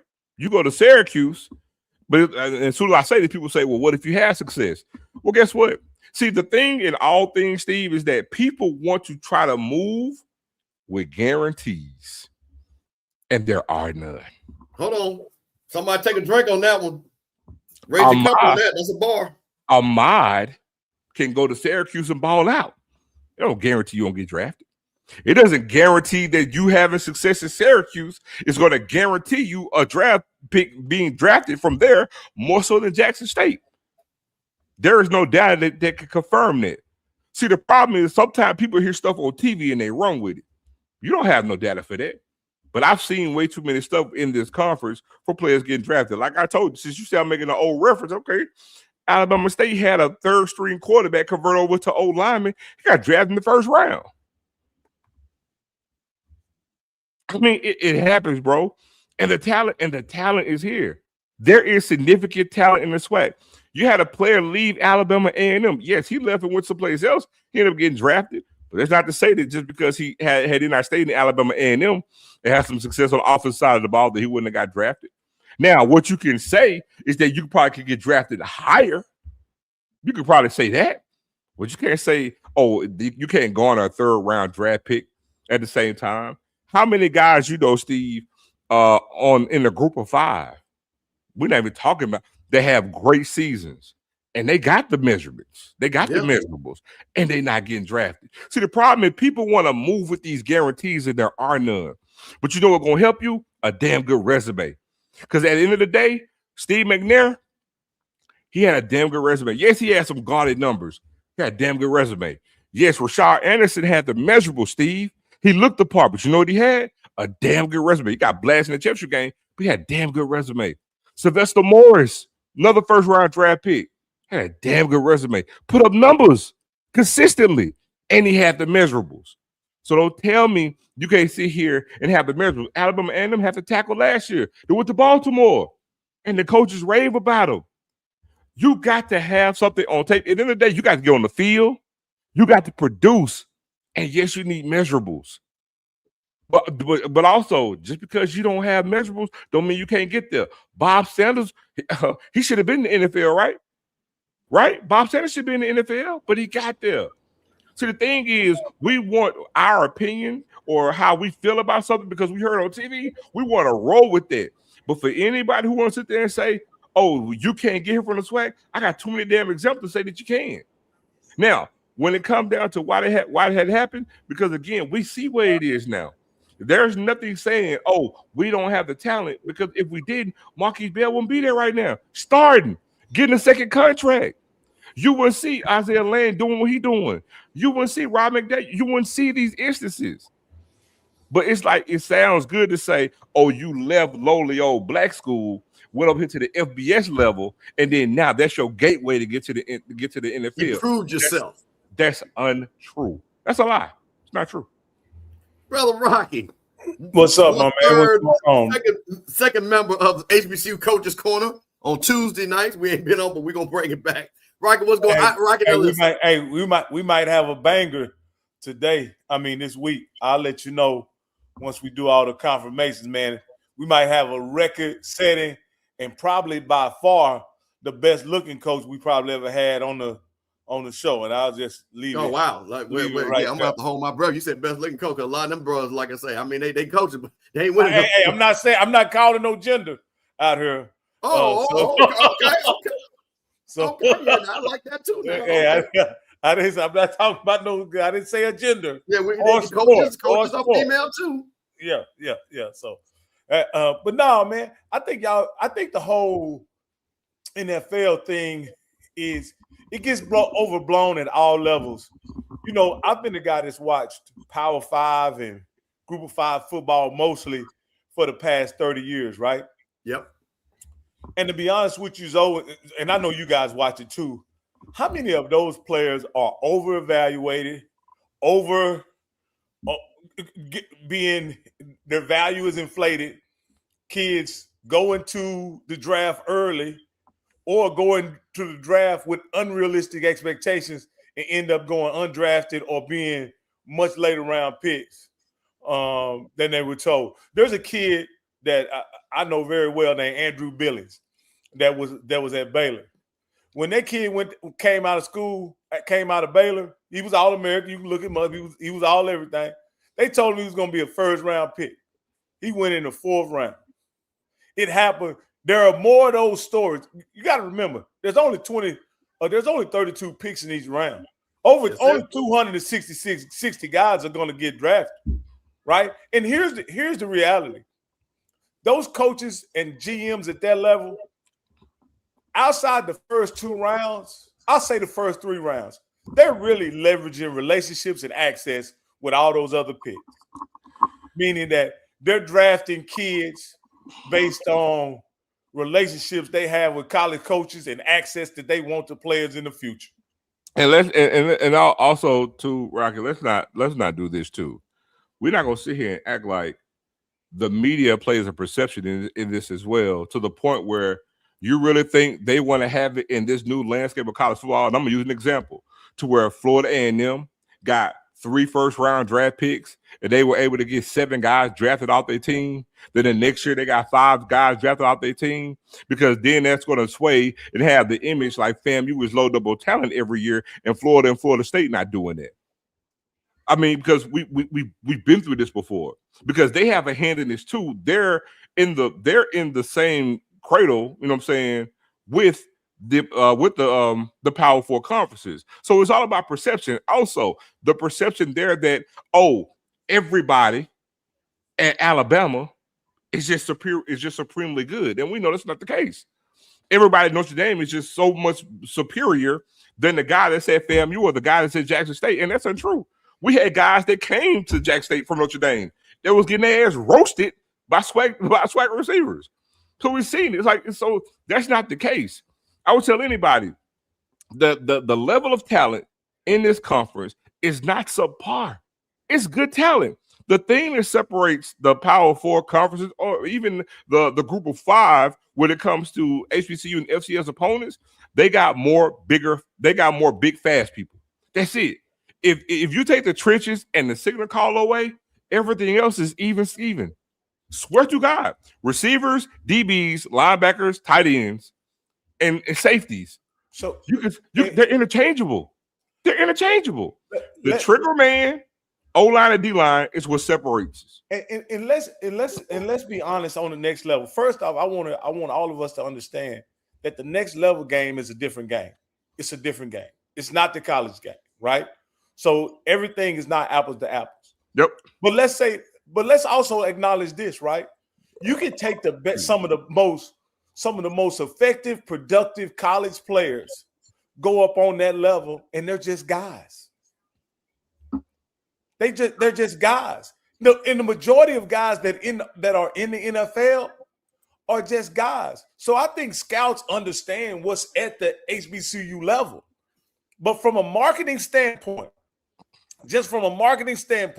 you get 2 kids, one kid at Ole Miss, 1 kid at Jackson State. Everything else is equal. Who are they going to draft? Well, let me tell you this. I'm going to use something, and I'm going to use something that is people got. And Rocky, we talked about this. That's the reason why Jackson Dart got drafted and should do it, didn't one of the things. Because you know what they said?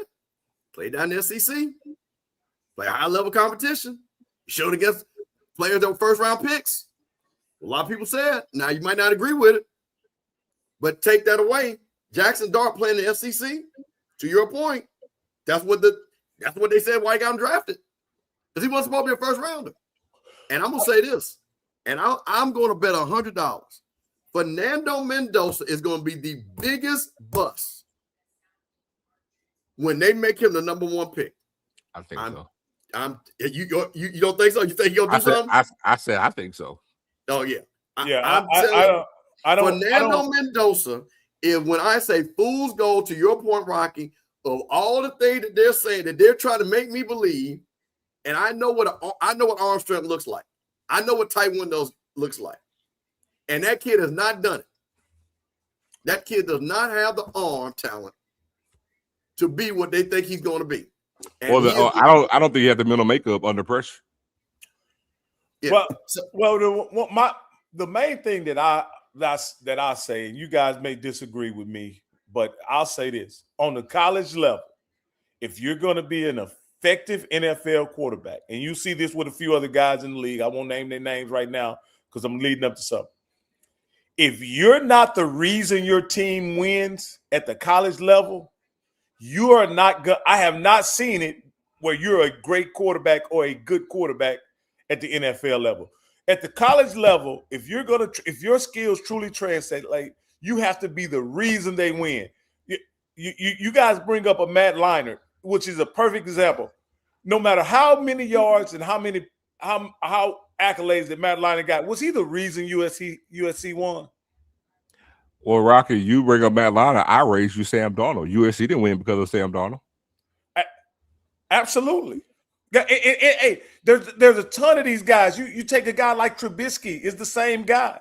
He wasn't the reason. Matter of fact, I want to say North Carolina may have had a losing season when Trubisky was there. No, they won when he was there, but he shouldn't have got drafted when he got drafted. That was just a GM falling in love with him. But the point is, Sam Darnold, USC didn't win because of Sam Darnold, but he just and guess what? His team just won the Super Bowl in spite of him. He didn't have a bad game, but he didn't have a good game. He threw for 194 yards. That's what I'm saying. But his team won in spite of him. You have tons of guys. So my point, I'm saying that you have guys even at the quarterback position. You had a Kyle Bowler got drafted. There's plenty of guys. There's plenty of quarterbacks. What about the guy there's a kid that beat Baylor in a bowl game, and he ended up being a top pick, and he was out of the league in 4 years. He went to Jacksonville. But that's it's tons of quarterbacks. It's tons of quarterbacks that's in the NFL. Bortles, yes. It's Bortles service time, boy. Yeah, and you got guys like Blaine Gabbert, and the list goes on and on and on of these guys. I'll say like this: no matter what level you play at, you got to be a guy like Steve McNair, a guy who is the reason why your team wins. You got to be and Cam Newton's, Caleb Williams, all these guys who had the burden of winning on their team's back, on their back. That's what I see that always kind of translates to being effective or big time NFL quarterbacks is if you have the burden of winning on your back in college, whether you win the championship or not is not as important as you being the reason your team wins. And so that's why I think he probably is not going to be a franchise level quarterback because he was able to play a game in college where he wasn't the reason why his team won. Man, Mendoza is a taller Gino Toretta. Did you know this? He threw for 300 yards, twice this past season? Fernando Mendoza, I'm rocking like you said when you start a taller Gino Toretta. That's it, and I love that. And I'm Ken Dorsey. You can put him in that Ken Dorsey. Yeah. And matter of fact, I actually like the Ken Dorsey because Toretta had a better arm than Mendoza, and Ken Dorsey didn't have no arm, but Ken Dorsey knew how to put the ball right. So I really like that. Well, I say that because Toretta was drafted higher than Dorsey. Yeah. But I think and I don't know if you guys have been tracking the evaluation of the players that are coming out.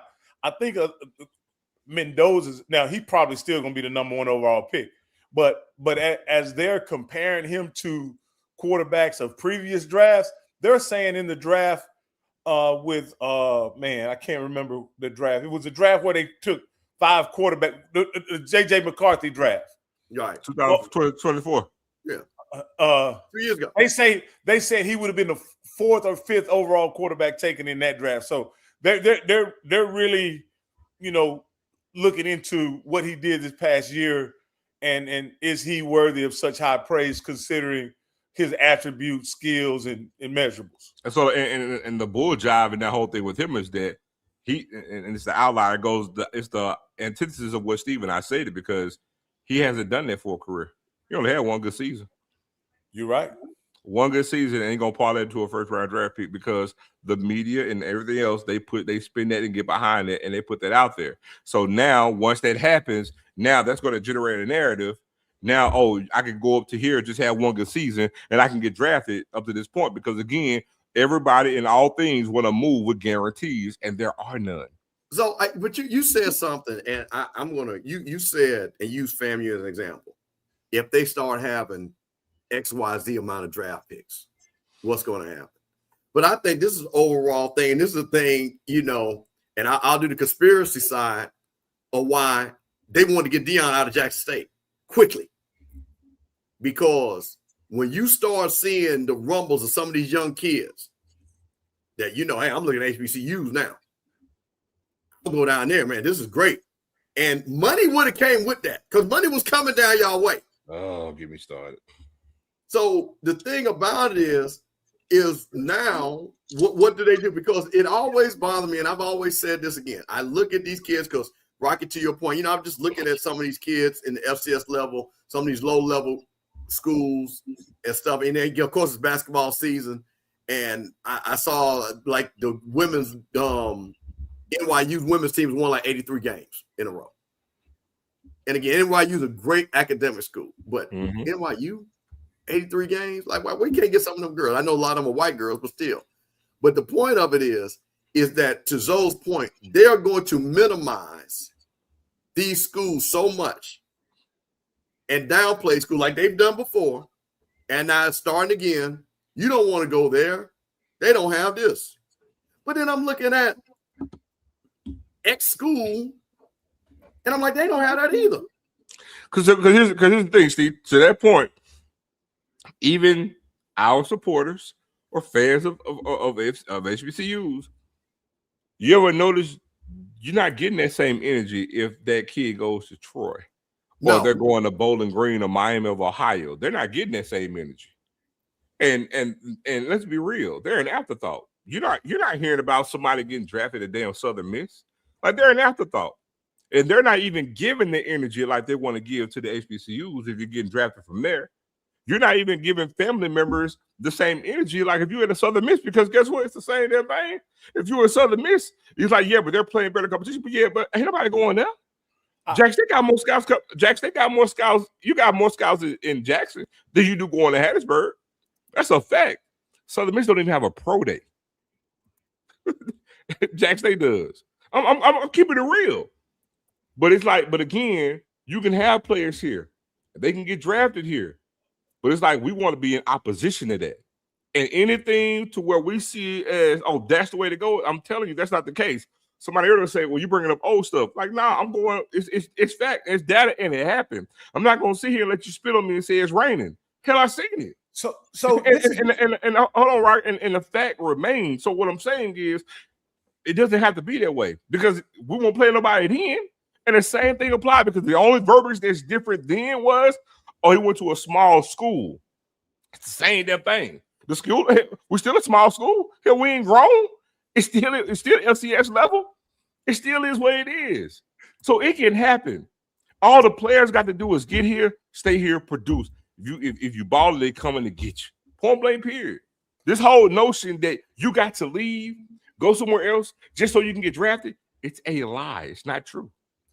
You know, the thing that gets me about, football talent evaluation and stuff like that, they'll talk about the level of talent at the HBCU level as if it's inferior, when we saw this particular past year that it's arguable that the best player on Ole Miss's team came from Division II.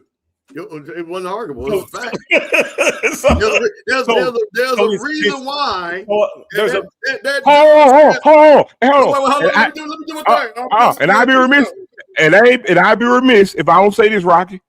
And the motherfucker ain't got the measurables. How about that? yeah. So what? Him to come to Ole Miss. So what I'm saying is, if talent evaluation was truly the science that they want us to believe, then a kid like Trinidad Chambliss never goes to Ferris State, and the best quarterback probably, or I'll even say he's got to be the top part of the top 3 quarterbacks that Ole Miss has had in the past 20 years. And they got him on accident. And let me say this. Do you know who Trinidad Chambliss? Do you know who he benched? Do you know who he benched? A 5-star quarterback. Austin Simmons, left-handed dog from the state of Florida. 5-star, all-world, got the measurables. I want you to hear me now. And he a dog too. Left-handed, got the man. He a borderline genius. Left high school early, graduated high school early, got to Ole Miss. Left-handed, can run, play baseball, double sport athlete, getting paid, all this. He got injured. He got Wally pipped. He got hurt. Never saw the field again. You let a 5'10" undersized quarterback unseat you. Because in the other time, at some other schools, and it ain't like that first game, Trinidad didn't come out here and throw for no 300 yards and like 5 touchdowns like he did against Georgia. It's just that the offense looked different when he got out there, and then they kept him like 2 more games. When Simmons came back, we're gonna stay with Trinidad Chambliss. 5'10". He can move from Michigan. I think he was a 1-star quarterback, bro. He wasn't even highly rated. Well, that's the reason why he went D2. Hold on. I get that. But see, what I'm saying is proving all our point. That's the thing that I'm getting at. It's proving all our point. And let me tell you this too, because I know this. He didn't get into the portal because I want to see if I can go play on another level. He was sent for. Oh, yeah. Oh, no doubt. Here's the reality, though. We try to pass off football player evaluations as if they're similar to another sport like basketball. This is what I admire about basketball evaluations. They're pretty spot on when they're scouting a guy as an NBA player or a prospect, and they can do it at age 15 and 16 years old. So I'm amazed at how they can do that with basketball. Football ain't that, Zo. I don't know why you can't spot a football player just by what he does at 15, 16, 17 years old. But you can't. You can't tell what a football player is until he's 20, 21, 22 years old. I'm going to answer that. We got to keep it on. Fan, what you got, bro? You come on in. What you got? Come on, give us what you got. Can you hear me? Yeah, go ahead. All right. Now, going back to the Chambliss Ole Miss situation, right? A 5-star quarterback, he was able to replace and able to take the offense to a new level. Why? Because he was a better fit for the offense. I always tell people, it's the same comparison with Zod McDonald at Jackson State. I want y'all to look at 3 games. Him versus Texas State, FAMU, in the SWAC championship game. Jackson State has always struggled at the offensive line position. That's why Jason Brown, during the 2023 season, he was not a bad quarterback, but he was not a good fit for the offense based on the structure of the offensive line. Zod McDonald, when he got in those 3 games, he easily outperformed the starter. Why? Because even though the offensive line wasn't up to standard, he had the skill set and the mobility to drive the offense down the field, which led to touchdowns. Look at those 3 games. You'll see that I'm not lying. The Texas State game, the FAMU game, and the SWAC championship. Now, when he left Jackson State and went to Clark Atlanta, he was not the same. Why? Was it because of a lack of ability? No. It was because of the skills positions. He didn't have the same similar skills position players at Clark Atlanta like he did at Jackson State, right? He had better players on the field, which translated to his mobility because he was a better fit for the offense. It's all about fit. Well, It's not just about your ability and skill set, but it's about the overall team. Go ahead. Well, when it comes, when it came to Austin Simmons, you're wrong because Ole Miss offense was doing what it was supposed to do on. It wasn't a better fit. With Austin Simmons at the quarterback, they would put up numbers and they were winning. He just happened to get hurt because nothing changed. So it just again they liked the way it looked with Trinidad Chambliss. Because it wasn't like they were struggling. It wasn't like he was under any pressure to say, hey, let's give Trinidad a chance or a look at anything. So Austin Simmons fit exactly what they wanted to do. And I tell you what, go look at the previous year when they played Georgia, when they beat them in Athens. That was all Austin Simmons. He came off the bench to lead that one. So it's not that can be true to what you're saying, but when it applies to Trinidad Chambliss and Austin Simmons, that's totally not the case. When you mentioned Zy McDonald in the game, the reason why Zy McDonald had success in that SWAC championship game because it just came down to film and preparation. Because from a passing standpoint, he missed the mark. It was just everything within his legs. So it wasn't about fit. He was able to do things with his legs. Because passing the ball, that wasn't the case. Also, when he got to Clark Atlanta this year, I could put some other outliers in that. I'm not going to disagree to say that it wasn't he didn't have the talent from a receiver standpoint. That very well could be true. I can't speak to that. But I can also throw a nugget to say, well, it was the first year, brand new program. And football, unlike basketball, sometimes you need a full season to get in tow so you can have some success. I'm not saying that's the case, but I'm saying that can be a possibility. Now, in comparison, you said that you disagree. The one thing that you did not say was that I told a lie. And why? Because if you look at Jacoby Morgan, he's a fit for the offense. He can stretch the field in ways that Zy McDonald couldn't. Why? Because he had a stronger arm than Zy. Correct? But Zy McDonald was able to make plays with his feet, taking all the pressure off the offensive line that was lacking. Why? Because of his skill set and the mobility was a better fit for the offense that was a run-first team. Sometimes you gotta really just think. I'm not saying that Austin wasn't a bad fit for the offense. No, he wasn't. But Chambliss was just a better fit based off of individual ability. But that's overall my point. team. You got to follow the mode. No, hold on. You got to follow the mode. But that's if my you point. don't follow the mode and you don't consider how the micro, and you don't consider how the micro may affect the macro, you will miss something in between layers.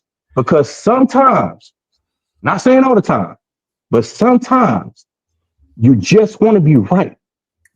But what if you're not? And what if, I'm just going to leave it at this. What if you're missing something out of all of this?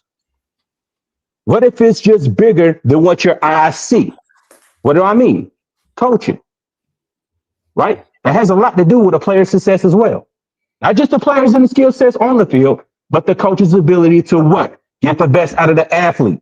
That might not be as strong as the one that they're replacing. Go ahead. They had the same coach. No. Go ahead. No, but hold on, Barack. I want to address. But you came back and you said that Trinidad was a better fit, and I'm saying correct. He wasn't. He was not a better fit. Austin Simmons was putting up the same numbers that he was putting up. Ole Miss offense was clicking with Austin Simmons at quarterback. Trinidad Chambliss did not outperform or output out. His outage wasn't outpacing what Austin Simmons did. Austin Simmons was doing this in the games he played last year. Also in the games this year, he was put up those same numbers before he got hurt. Remember now, this only happened because of injury. If Austin Simmons doesn't get hurt, Trinidad Chambliss doesn't see the field. So it wasn't like he outperformed him or he put up better numbers than what Austin Simmons could do. That was not the case. So then what you're saying, was a better fit. Go ahead. So then what you're saying, no. So basically, and what you're saying is that had Austin started with the Ole Miss Rebels, right, they would have still made the college football playoffs. I would made the run that they did in comparison to Trinidad Chambliss. I would venture to say yes, they would, because by all accounts, where they ended up, we can't speak on what they did in the playoffs because that's postseason play. But in the regular season, all they did was what they were projected to do. They were projected to be in contention for the SEC championship game, and they just missed out on it because they lost to Florida. And who was the quarterback when they lost that game? Trinidad Chambliss. And we disagree, but go ahead. I would also add this. There's another caveat. You got to understand that Trinidad Chambliss reported in the spring, right? Mm-hmm. It was reported that I didn't know who the backup quarterback at the time, but the backup quarterback had a better season than the freshman. But the freshman had gotten paid. So who were they going to play? The freshman. The backup was unknown. And I agree with Zoe in this regard. Trinidad Chambliss had 2 years of film at the D2 level of being highly effective and a championship quarterback. He was the known commodity, but they did not see him as, I guess, a transcendent quarterback. Otherwise, they wouldn't have gave Austin Simmons all the money they gave. Well, I beg to differ because again, they sent for him. Yeah, no. But they could get him from 600. Whereas I want to say they played Austin Simmons in the neighborhood of 2.1. And so, well, I'm not getting to the pay discrepancy, but I'm saying to the point that they sent for him to get to Ole Miss. Yes. So it wasn't like I just won a national championship. I want to test the waters where I'm going. He was not openly recruited. He got sent for. He had a coach. I believe it was Joe Judge. They like what he did. Feel like he could come make some noise there, and they got him right. Paid him. And to your point, they didn't pay him what they paid Austin Simmons. But bear in mind, Austin Simmons for the best game that you could see that Trinidad Chambliss did. Austin Simmons did that and was projected and expected to do the same thing. All I'm saying is this verbiage to say that he was a better fit. That's simply not true. They were both had similar skill sets. Austin Simmons is just taller and left-handed, but they both have basically the same skill set. If you ask me to do what they have the same attributes. Yes, but Chambliss is. I mean, not Chambliss, but Austin Simmons is a bigger version of the same thing that Austin Simmons is. Yes, that's what I'm saying. Yes. All right, keep on. Hey man, listen. You know what? With that being said, I just got a question. Austin Simmons, does he still have eligibility, or what is his eligibility? Yes, he's a freshman. He's a sophomore. He's a sophomore. Who's a freshman last year? He's a sophomore, but he's in the portal. He's at Missouri. He transferred to Missouri. And he'll probably be starting Missouri too. But the thing about him, Zoe, he hadn't played 4 games either this year or the year before. He's played a total of 5 games. Yeah, anyway. So he played. I'm just trying to figure out the logical sense of this. So he played 5 games and he hit the portal because another quarterback started that he was better than, that's staying at Ole Miss, but then the other quarterback is, you know what? Go ahead. Okay, so hold on. So I see what you did there, right? So I want to make sure, go back to the argument. All I'm saying is, if it's semantics to say that he's better, I'm saying they're of equal value. So what I'm saying, again, the fact is, if Austin Simmons does not get hurt, you don't even hear about Trinidad Chambliss. We're going to start right there. I'm not trying to throw smut on his name. It's semantics in that regard, right? What I'm saying is, you're saying that he's better. I'm telling you, you don't have anything to show that he is. If he doesn't get hurt, you don't even hear about Trinidad Chambliss. Austin Simmons played last year as a true freshman, and he was 18 years old at the time. No, I'm sorry, 17. Because he graduated high school a year early. He was 17 as a true freshman. Yeah, he reclassed. He was 17 as a true freshman and beat Georgia in Athens and put up damn good numbers. I want to give context to that. 17 years old on the road in Athens, Georgia, threw for 300-some yards and beat the Georgia Bulldogs, who won a national championship. All right? He's 18 in his sophomore season. He's the starter of the Ole Miss Rebels, and he was balling out, putting up numbers. And you got me defending. Oh, piss. He was balling out, and he got hurt. That's how you insert Trinidad Chambliss. And in those games that Trinidad Chambliss came in and played, he put up decent numbers. He didn't actually start putting up crazy numbers till later on in the year. Now, that was a coach's decision. It's not like Austin Simmons was staking up the joint or putting up, pedestrian numbers. And then, hey, Trinidad outplayed you, so we're going to go with him. That wasn't the case, bro. I'm saying Go ahead. the better quarterback Last in this comment. regard. Hold on. The better quarterback in this regard. Logic tells me that if you are a better than the starter or the previous QB, and in this case, Trinidad Chambliss, if you are the better QB, you stay on that football team, you work your position, and you lead the team to a national championship, to the playoffs, or however far you stretch. Now, you're not defending Ole Miss. You're only defending the fact of what you believe that that one QB is just in comparison to the other. But what we disagree at is what my eyes saw. I saw two different QBs with two different skill sets, with one being a better QB who's going to start next year, with the other being a QB. I'm not saying that he's a scrub, because he's not. But in comparison to the two, the one that's the better quarterback and still starting at Ole Miss, and the other one's in the transfer portal that won't have the same season as an Ole Miss. So tell me what's better, an 18-year-old that was starting over that quarterback, did you say? Because if I go that route, then that's going to defeat your argument. I got a 17. Name me what's better, an upperclassman that's playing on the D2 level, or a 17-year-old going to Athens, Georgia, putting up 300 yards against the top 5 defense in the country. So you tell me who is better. Championship You tell me who's better. I'll tell you who's better. The quarterback who will be starting next season for the Ole Miss Rebels. They were both on the same team. You got it, man. One hit the transfer portal. You got it, man. If you're the better quarterback, you stay on that team and you go that team to a championship. I'm gonna answer this. That's what logic tells me. I'm gonna answer this for you. Go ahead.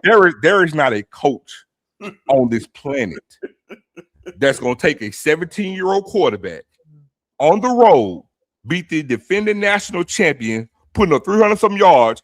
He's starting the next season. He parlays that to start the very next season, put up the same numbers, and he go down with injury. That's going to agree with the same sentiment that you have. There is not a single coach in this country that's going to agree with you. Only thing I know is that TCU played in the national championship in the prior season. Colorado beat them. Colorado beat them. So they beat them after the season. After. Right. You're following my logical point. Is what I'm saying is everybody feels that just because you have something that's a horrible analogy. Something that's hold on. And it wasn't the same quarterback. If something is successful, If something is successful, got hurt, came back and started, bro. No, listen. If something is successful, you follow the successful model. Is what I'm saying. If TCU had played in the national championship, why didn't they play in the national championship the following year? If they have a successful model in place. Well, okay, all right. So listen, there's a lot of factors. What I'm saying is basically there's a lot of factors. So let me tell you why it's a horrible analogy. You can't equate that analogy comparing a singular position to a whole damn team. I can, because it's a successful model. If you have something that's better, you start that which is better. Well, here's the thing. That's the logic. It's common sense. Wait a minute. First of all, the quarterback that played in the national championship game did not come back. The kid that came back was the kid that was hurt that came back. So it wasn't the same. I'm not saying that played in the national championship. Listen, comprehension is key here. Listen to what I said.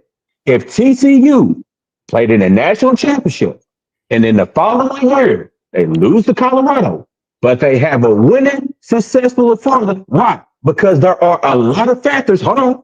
There are a lot of factors that change, right? Losing players. TCU won 6 games. God damn it. I'm saying, just let me finish what I'm saying, bro. There are a lot of factors, is what I'm saying, when it comes to a player or an individual success. There are a lot of factors. And if you don't study all of the factors that translate into winning and into success, you will miss something. Your eyes is what I'm saying is your eyes and your mind is deceived because there's something that you're missing in all this. But I'm gonna let you feel that you're right.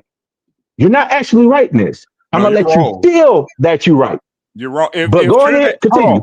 If Trinidad Chambliss is what you say he is, that you feel that he says he's better than Simmons, then why didn't he have the job to start the season? Because was he the starter at the beginning of the season? No. My point exactly. So if he finished, right, with the other person started, just like Jacoby Morgan, right?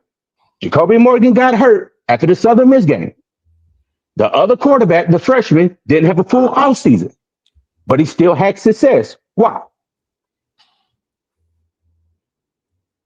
So according to your so according to your analogy, then Jacobian would have actually came back from injury. It wouldn't have mattered. That means Lockhart would have been starting over him.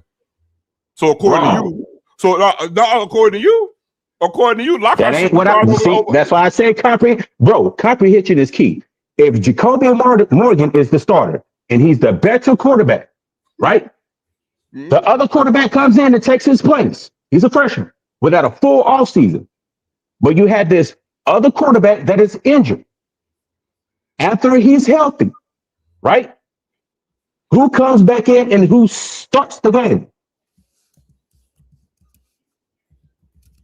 Okay. Comprehension. This is key now. Use your hands here. If Jacoby Morgan is the better quarterback and he's injured, the other quarterback comes in, takes his place. The other quarterback that was injured, that's the better quarterback, comes in the game. Who starts that game? Do you start the freshman without a full all season with experience? Or do you start the better quarterback? Hold on. Well, actually, to totally answer this question, it ain't black and white like that. So Jacoby came back and start, but now you ask me, Jacoby is the better quarterback, but that's not the only reason why Jacoby came back and started, because it ain't always black and white. Jacoby also is a senior in the way TC personally feels about him, because he did lead us to a national championship the previous season. So there's more things in play in the same comparison, because Jacobian got more skin in the game than in the Austin Simmons comparison that you want to use with regards to Ole Miss. It's a whole different outlier. But no, I'm talking about I'm talking about the missing factors that you're still not seeing the point of what I'm getting in this. It's about the better quarterback starting over somebody that you perceive has equal value set than the other quarterback.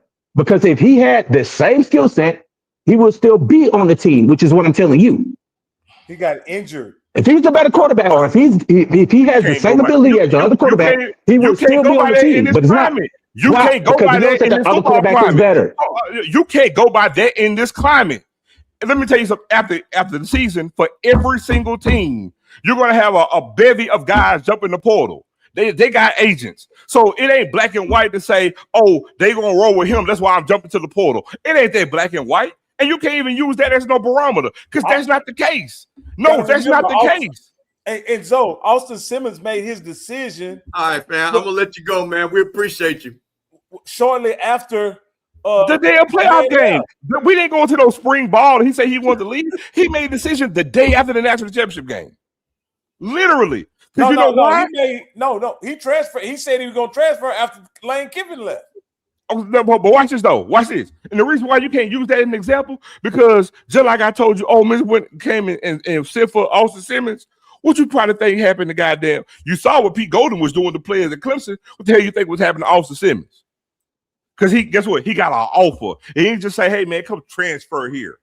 So saying that he left, got in the portal like, oh, I'm basically like saying I'm leaving because, oh, he got the job. He buried to me. That's hogwash. It ain't that black and white. It's opportunity. It's hogwash. And let me say this too, man. Y'all got to stop acting like fucking college football is the same way it was fucking in 1980. It ain't. It ain't. Let me tell you. Hold on. Let me say this. Just so every fan who can hear my lips, ain't not a single player on nobody's team, FCS, FBS, are not getting no goddamn portal because it's like, oh, they got this guy. I'm gonna stay here. It's so many things and moves that go into these damn decisions. Because, like I said, some players get in the portal because they're being forced to the goddamn portal, and it's not. And all of them are not being forced because the coaching staff don't feel like they can play. That is not true. That's for some players. Some players is, guess what? We got an offer to a kid that's coming. We got relationships to somebody that we was recruiting prior that want to get here. We got a booster here. It's their relative. They want to pay to get them to come. It's all types of shit going in here. To sit here and act like this guy, he can't cut the mustard at Ole Miss because Trinidad Chambliss is better. So he's gonna go to Missouri because he can't cut the mustard at Ole Miss. When I sit there and say literally, this dude was 17 years old, throwing for over 300 yards on the road in Athens, and you want to act like, I'm not saying that he's not good, but Trinidad Chambliss is just so much better. But you hadn't even seen, and I'm willing to bet you, he ain't watched no damn Ole Miss game beginning of the season, saw how he was, because ain't no way in hell You sit there and watch them play the beginning of the season and say the offense ain't good with Austin Simmons out there when they're watch this, averaging the same amount of fucking points, same amount of damn passing yards, and you're gonna sit there and say that. At that point, just say that's who you like, and I just want to go this route so I can try to win a fucking argument. But you ain't gonna win that. Man, I'm not bringing you up, man. You made your point. We're not gonna belabor this point and everything like this. But again, this is business. And again, I think what Zoe's point is, and a lot of times, and we've seen this with quarterbacks, it's about opportunity. So again, and continuity. So you've had Trinidad Chambliss that played what? He played, well, how many games did he play? Zoe? 9? Played 9 games, right? Before he played, I think he played 8 games. Well, no, he played 9. Nah, but that's including the the 2 playoff games. Yeah. Okay, before the playoffs, he played 6 before the playoffs. So 6 before the playoffs. So first of all, that's continuity. Offense is rolling. You're not going to change it. To your point, Zoe, the kid's not a senior. It's not like he's got the team rallying around. Trinidad Chambliss is rolling. They're not going to make that move. Nobody's going to make that move. That's apples to oranges to compare to Jacoby Morgan, who was the team leader, brings the whole team together. That's apples to oranges. Just won a national championship. He has more skin in the game. You can't act like from team to team, program to program, it's apples to apples. That shit is apples to oranges. Jacoby Morgan had just won a national championship, swag title national championship. He got way more skin in the game. There is a bit of loyalty to my quarterback in his last year, leading us to a goddamn program. And Jack State was still in contention, even when he was down. What the fuck? Yeah, no, that's okay. But you know, we brought on. And listen, he almost had me fooled. He was making sense until he hit that spot. Because I know he'd be in the chat, be talking crazy about Ed Reed and all that crazy stuff like that and everything. But no, man, I just wanted to put that out there. Zones Rocky, before we close out, man, just wanted to, touch base on 2 other last things, man. And again, not to belabor it, man, had a shooting down at South Carolina, University of South Carolina State. The thing about it, 2 of the people that were, what they say on lives, they were not students. There was 1 student that was hit. And I hate when these stories come out because, once again, it colors everybody. And you find it's not even the students that's involved in this 9 out of 10 times. But people on campus, they're doing whatever. So I did want to address it because Emma did ask about it. But again, I think it's always interesting when they don't put out the total information and it acting like our students are in the dorms just going, okay, corral shooting at each other. And unfortunately, the 2 students that apparently were they arguing with, that wasn't a student either, from what I read. So I just wanted to point that out. And last thing, I got to leave it on this. Because, man, so down there at the rallies, we've had a hard time. People making jokes. People talking about keep cozy. You know what I mean? Let that man do his job. But so we got a new coach. This coach right here.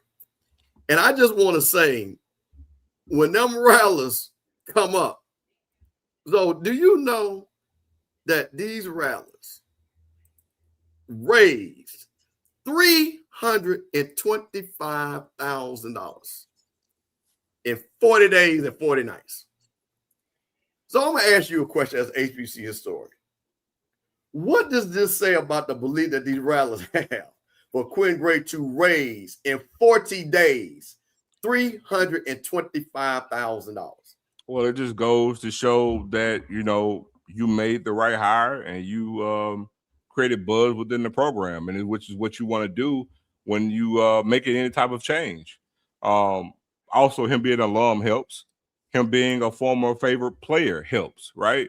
And again, this is a byproduct of just, again, doing the right thing, bringing a favorite son home. We did something similar at Jackson State when TC first got hired and that transition from Coach Prime. The only difference was TC was already on staff, but again, similar feel to it. And that's what you want. And again, this is the way to do it, to transition to go from where you were last year to possibly winning.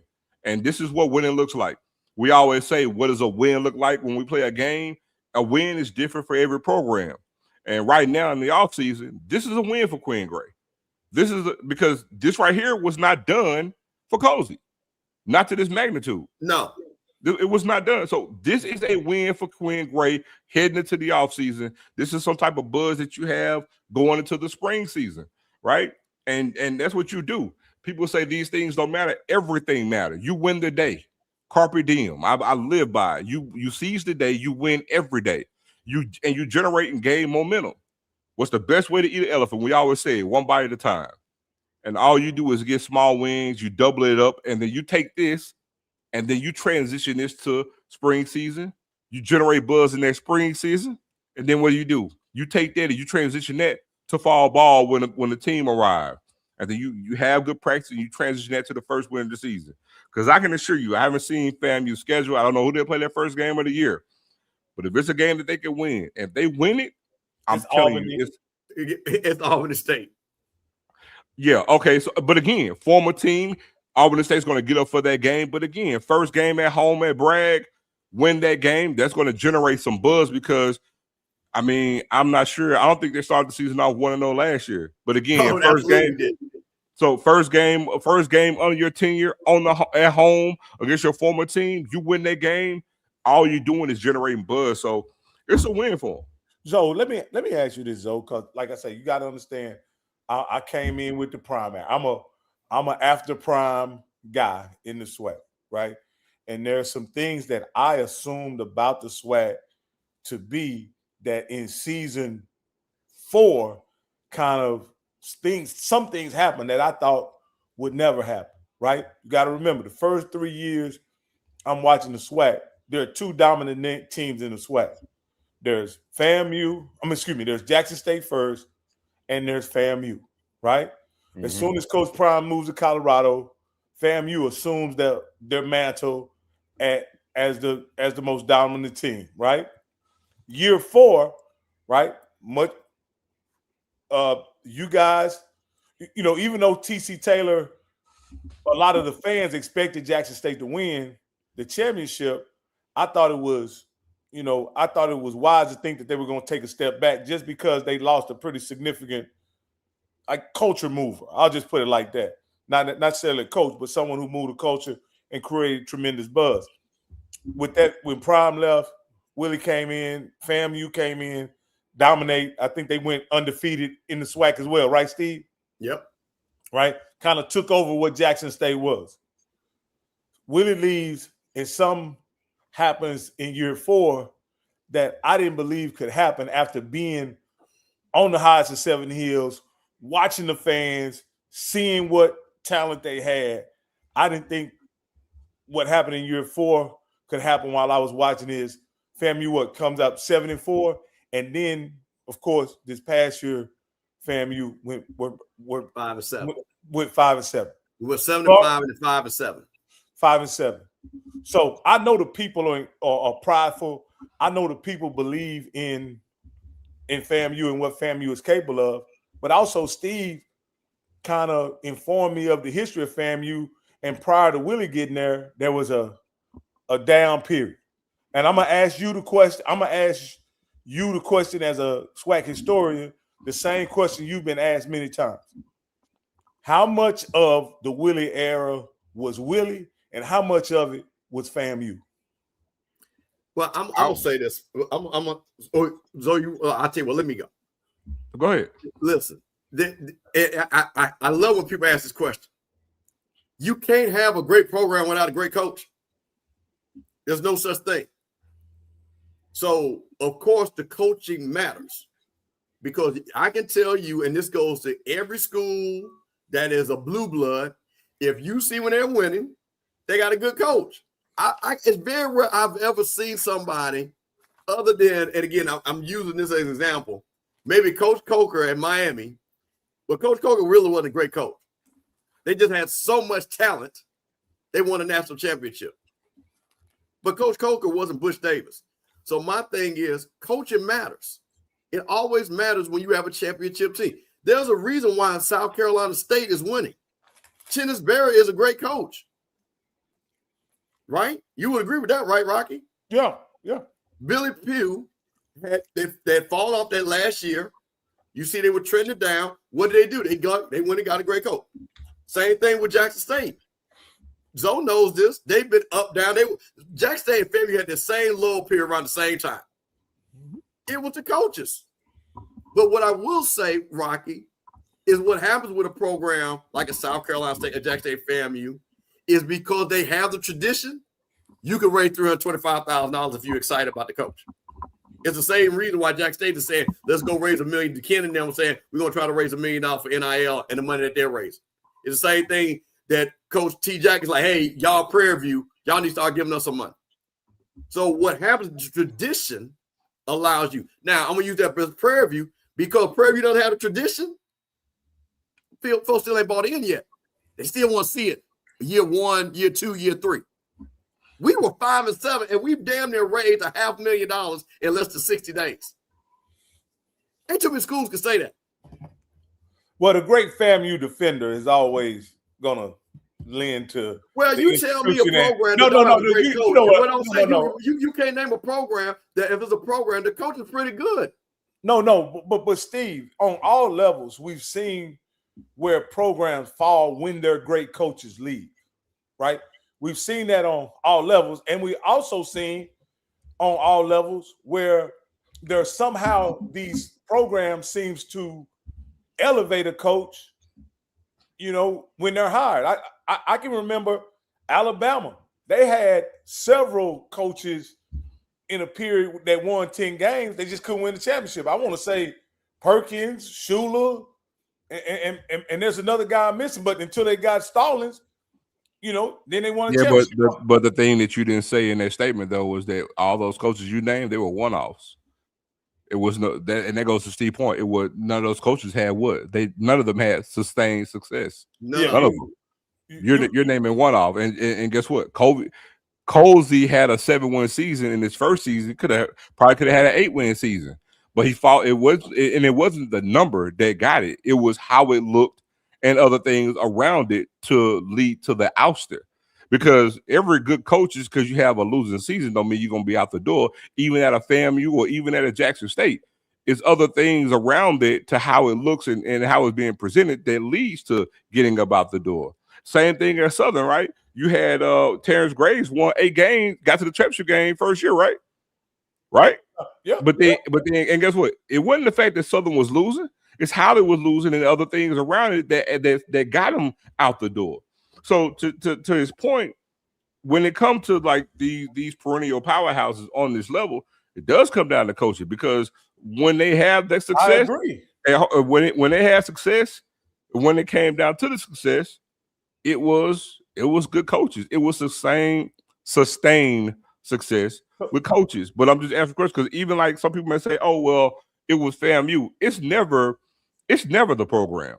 I'm gonna be honest. Not even at Alabama. It's never the program, because if that's the case, Alabama should not. It's never the program.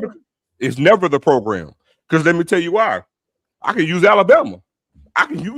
For example. What was Alabama before Saban got there? Mike Price. Okay, hold on. But what was Alabama? You named the coaches. What were they before he got there? They were losing. They were losing. Yeah. Hold on, let me tell you. I can tell you. They were losing. Fans weren't happy. They were, and guess what? And they were going through coaches repeatedly. Yeah. Repeatedly. Yeah, okay, hold on. Wait a minute. We got a preview. Hold on, Rocky, let me tell you what you just did. You went from Mike Price, and you didn't say Mike DuBose. You went from Mike Price and Mike DuBose to Gene Stallings. I just want you to know that's almost 20 years. Because Gene Stallings. I know. I just, those are the guys that I want you to know that. Those are just the guys I can remember. Chris Shulin, Mike. I can see. Guess what? I can name them. Mike Price, Mike DuBose, Gene Shula. Oh, they were losing, dog. They were losing. And so this is what I was just gonna ask you. When you were one of the people that I respect in the space, and you weren't necessarily delusional about Jackson State being like that. But you also would mention that the success that Jackson State experienced during the prime era wasn't just prime either. And I was just wondering how you. That's different. But hold on, that's different. What I was speaking to then was Jackson State. It was a perfect marriage. Jackson State played a hand on the enticement of prime being there, but they played their role and had a hand in the success. It wasn't a thing where, because here's the thing, it wasn't like we was winning and a coach left or we got prime. You know what I'm saying? We were losing. Mhm. We were losing. But Jackson State is still Jackson State, so it was a good marriage. So that was the thing, when prime came.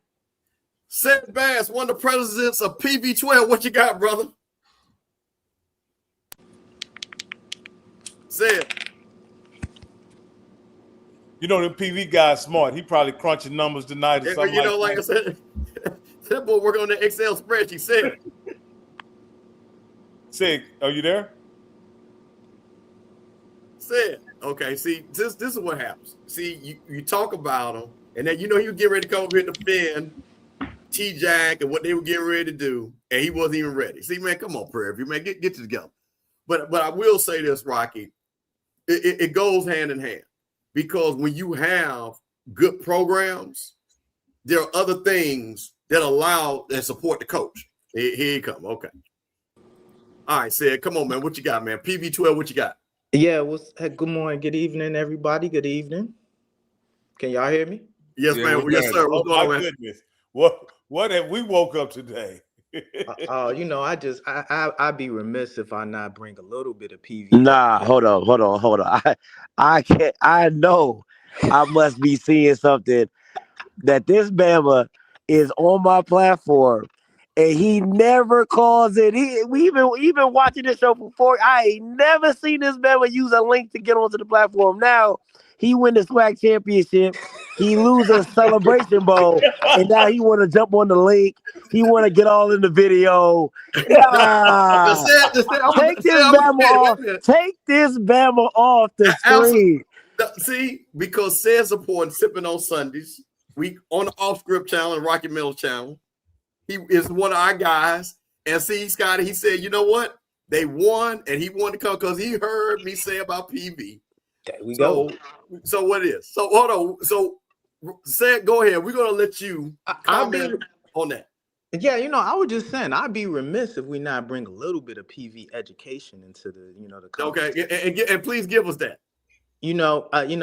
Again, I do think it's a lot about programs and it's a lot about institutions. There would be no FAMU without Willie, and where do we get Willie from? PV. Rocky needs a little education here, because he admittedly said he just came in on the Dion era, and he was saying who the powerhouses is, but he doesn't understand the history and the elegance that comes from Prairie View A&M University. No, let me. Hold on, right. See, I want to say this. I want to say this. That would hit saying that Willie came from Prairie View. If he hadn't been an all-call before that. But if he had won at Prairie View, he ain't win no championship at Prairie View. Well, that's okay. That's okay. All of the same coaching, the same elegance, our ability to be able to not only track, and here's where you come in, though. Our ability to not only be able to identify quality coaching talent, also our ability to identify quality athletic directors. So there would be no Dion in JSU without Ashley Robertson, which is where he came from. Jackson, Mississippi. He came from Jackson, Mississippi.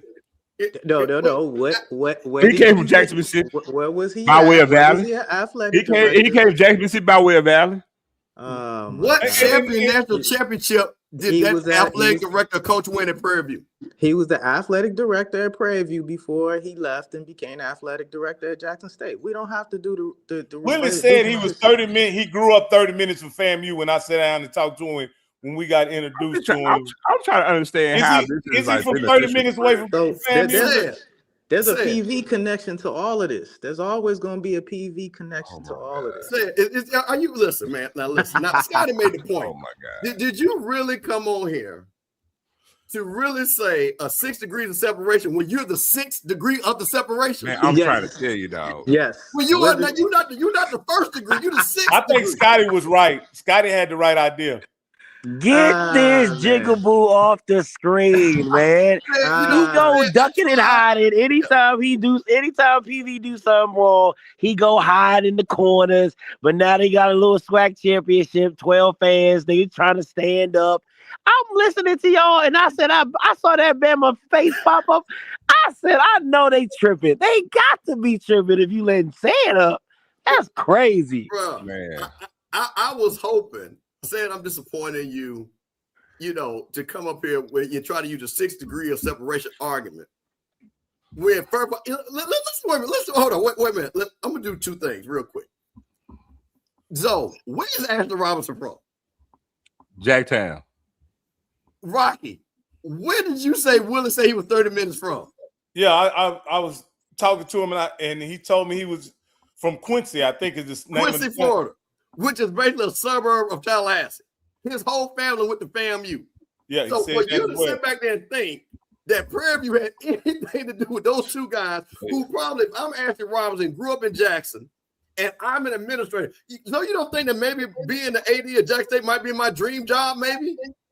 Ashley's whole entire family was Jackson State, dog. Thank you. Ashley grew up down the street from the vid, dog. Went to high school right across the road at Murrah. Like, what are we talking about? Or if I'm Willie Simmons and I'm trying to build, and there's a reason why he left Prairie View, because he knew he was. There's a reason why everybody leaves Prairie View. That's the reason why Tremaine trying to get up out of there. So let's not act like if he does what he does again, he ain't gonna be there very long, and Anton gonna be back on trying to find somebody else. Man, stop that place. Stop, man. Listen, bro, listen, Prairie View, listen. Okay. Here's what I'm gonna say, because y'all know Lionel's my guy, and we like y'all, we really do. But man, here's the thing: there's levels to this, and this is what you guys. And I'm gonna tell you this: you better listen to me good. If you don't win it this year, it don't matter what you did last year. I'm telling you that right now, because about when you start naming like that J Hat and that FAMU behind me, it's a level of South Carolina State. It's a level of consistency that you gotta have. So y'all can't have this 1 year, and then you didn't even win a national championship. Let's keep it a buck now. So y'all really got something that you got to prove yourself to. And if y'all don't win this thing next year, bro, don't come back up. Don't. Hold up, Scotty, before you get out, man. Can you give us a quick update? Can you give us proof of life? Let us know everybody's doing fine. And they didn't just capture you, lure you down to Huntsville and lock you up man. Can you just give us an update of how it's going down there in Normal, Alabama, man? Man, it's going well, man. I'm enjoying it, man. Just learning the ins and outs of higher education, man, is definitely different. But it's a rewarding experience to kind of get the behind the scenes and the ins and outs of how HBCUs move and work, man. I thank my team, AD Brian, Abby, Crystal, Brian, everybody on the creative team that I work with, man. So it's been an awesome experience, man. But it's been fun, man, meeting alums, and man, you really like that kissing hand and shaking baby stuff, boy. That thing different, man. I'm not gonna lie to you. Like everybody. Bro, do you know what he sound like right now? Do you know what he sound like right now? Sound like a damn AD, don't it? Listen, hold on. I got a Scotty question for him though. Can I ask you one, Scotty? Give us the most. What was the most surprising aspect of your role, and what is the most difficult aspect? Wait a minute. Be okay. Let me say what I'm about to say first. Okay. Let me be clear. So let me tell you what he did. Did you see how political he started naming all the staff? I want to thank Abby, AD Bryant, and my staff for giving me supporting me. Man, he's doing a great job. So, Scotty, here's what I will say. Make sure this answer is super political. Okay. Hold on. I'm gonna lay it up for him because Rocky, this is how you gotta ask the question. Watch this. So, Scotty, tell us the thing that you like about your new position. See what I did there? My wife laughed. She in the background. Man, honestly, bro, it's going to all the games, like dealing with the players at every game, like tennis, bowling, like, cause for me it's football. Like, I've been so hyper focused on football, but like to get to know the players at basketball, to get to know the bowling players, the tennis players, the volleyball players, like that's the dope part about it. Cause I love sports, but I've been so hyper focused on football, you never really get to know the ins and out. Like we got a young lady at Alabama A&M, she speak Mandarin. Like black girl, born in Taiwan, speaks fluent Mandarin. Like you be like, oh shoot, like you about to take over the world. Like she got, you know what I'm saying? Like that's dope. I think the hardest transition is the red tape. Like you got to know these NCAA rules, man. These rules ain't no joke. Like you can't just come out here and say, oh, I want to do this, or I want to do that, or I want to do this, I want to do that. Like you really got to read up on stuff. You really got to, okay, are we allowed to do this? Okay, are the kids allowed to do this? Okay, where we got to get this and who we got to talk to get this and run this up the chain. And so it's just the red tape of the NCAA that you really got to understand the rules and regulations of everything. I mean, everything has a regulation. Everything has to be monitored. Everything is talked about, or everything is, like Title IX is, Title IX, Lord Jesus. I done heard that thing like 30 times, man. I swear. Like, so it's just all the red tape. Is it everything you thought it would be, Scotty, when you were where you were inquiring about your job and were considering the opportunity? Man, I really didn't know how much of athletics like I would be involved in because it's external, right? So I didn't really think I would be like touching the team as much as I am, but like to be talking to Dante and Don and to really like have relationships with these coaches and they coming up and asking my thoughts on how they can create a marketing campaign or for the one thing, and it's really dope. You know what I'm saying? It's just some of the ideas that we sit down and talk to or come up with, and honestly, if I'm being truthful, like I didn't know my mind could think the way it's been thinking. Like, you know what I'm saying? Like just you don't know you can really tap into something until like you like, and they were like, oh man, I never thought about it like that. And I'd be like, oh, thank you. I appreciate that. You know what I'm saying? So it's been cool now for real. It's really been dope. So here go a great question though. So going back to last year before last, and year before last, and how you've been opinionated, you thought what you thought and seeing what you've seen on the outside looking in, right?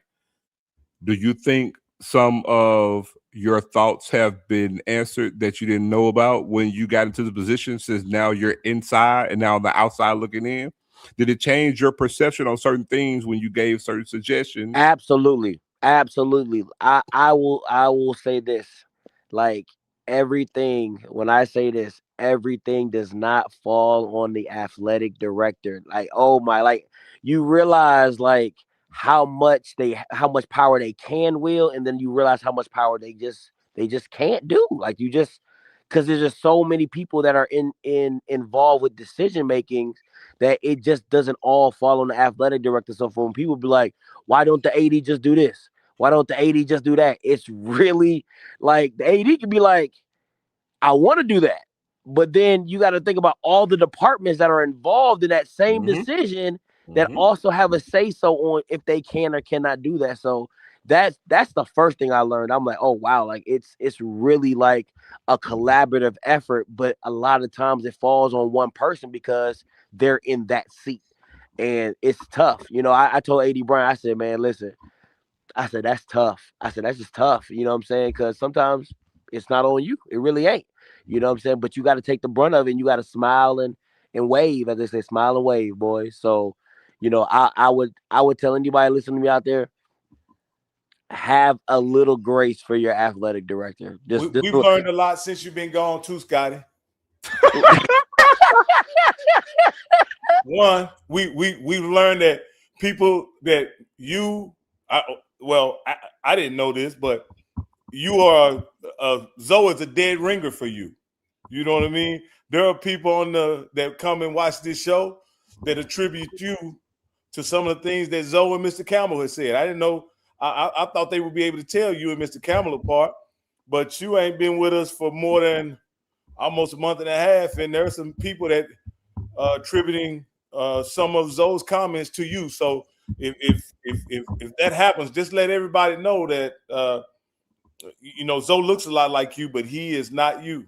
And I think people understand you and Mr. Campbell don't look that much alike. I don't know how they confusing Mr. Campbell with you. Hey, he always calls me his son, so they be like, he was like, hey, they related some way somehow, right? But nah, man, listen, it's been a journey to get here, man. I just appreciate all three of y'all, man, calling me, checking in on me, and seeing how everything going. Mr. Campbell will stay on me.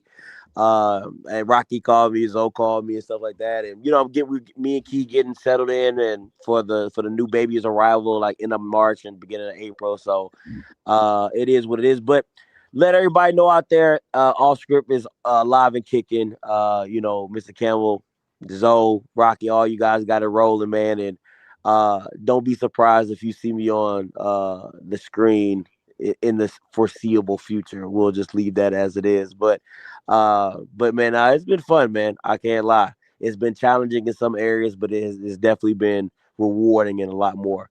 And what I've realized is, like, if you can wake up every day and your job be evolved around in sports, like, because I never thought in a million years I'd get paid to talk. Now to have a job in higher education for athletics, man, like, I'm blessed. And it's sports, man. Like, to wake up and have a job about sports, like, how can you not be happy? Like, no matter all the headaches or whatever comes with it, but it's like, you working in athletics. It's sports. Like, A.D. Bryant says that every meeting we in, he be like, guys, we're in athletics. Like, it's you gotta just take it with a smile, because it's like, man, like, who wouldn't want Scotty, last question I want to ask you. How many people are surprised to know and learn that you're such a high character, super nice, cooperative gentleman? Like, are you often mischaracterized based on your 1,000%, Rocky? It's funny, like, because a lot of people come up to me and they be like, oh man, like, I used to watch the show, or I watched the show and things like that, and they be like, you're very much different in person than you are on the show. And I try to tell people, I'm like, it's hard to explain. It's like, what I do on the show is what I do on the show. I'm there to entertain, and I'm gonna give you my opinion, but that's not who I am 24/7. If anybody knows me, like, I'm a real down to earth, chill guy. Like, I can talk to anybody, I speak to anybody, and even people who've had a problem with me on the show, after we've had a conversation, they be like, man, Scotty, like, you real. Like, I'm gonna keep it a buck with you. Like, I'm not gonna fake the funk with you. I'm gonna keep it. I'm gonna tell you how I feel, and we gonna move accordingly, right? So, nah, it's been chill, but it's been fun, like, meeting the older alums and some younger alums that watch the show, and people seeing me at the game, and they come up and talk to me, and they ask what's going on with the channel and stuff like that. It's been a blessing, man. And I just, if I'm being honest, at the end of the day, it goes back to Dr. Williams and A.D. Bryant rocking with me. You know what I'm saying? They told me, they like, hey, we in your corner, and whatever you need from us, you just let us know. So, man, shout out to them. Shout out to Dr. Williams. Shout out to A.D. Bryant, man, and the whole team of A&M Athletics, man. No doubt. If you see any young off scripts out there, man, don't be afraid to give them the password and let them log in, because you definitely missed in the space, brother. We need somebody with your energy and your, that other stuff you bring as well. What's the other stuff? Hey, listen, man, me and you talk. I know what you got going on. I want to say that I'm very proud of you. We know how this journey started, and this is just the beginning. But I am so proud of you and what you're doing. And I talked about, I don't know if you saw it earlier, because it kind of tickled me. People were still discussing you, which I don't know why. Because like I said, you're working very hard. But I'm going to say this again. The reason why you got that job is because you were qualified to get that job. And that's the bottom line. No doubt about it. So what I will say, man, Carl Perry, because I will say this, me and Scotty here talk about it, man. We are keeping this channel alive. There's no doubt about it. We're trying to get me and Perry trying to get together so we can get outspoken rolling. You know what I'm saying?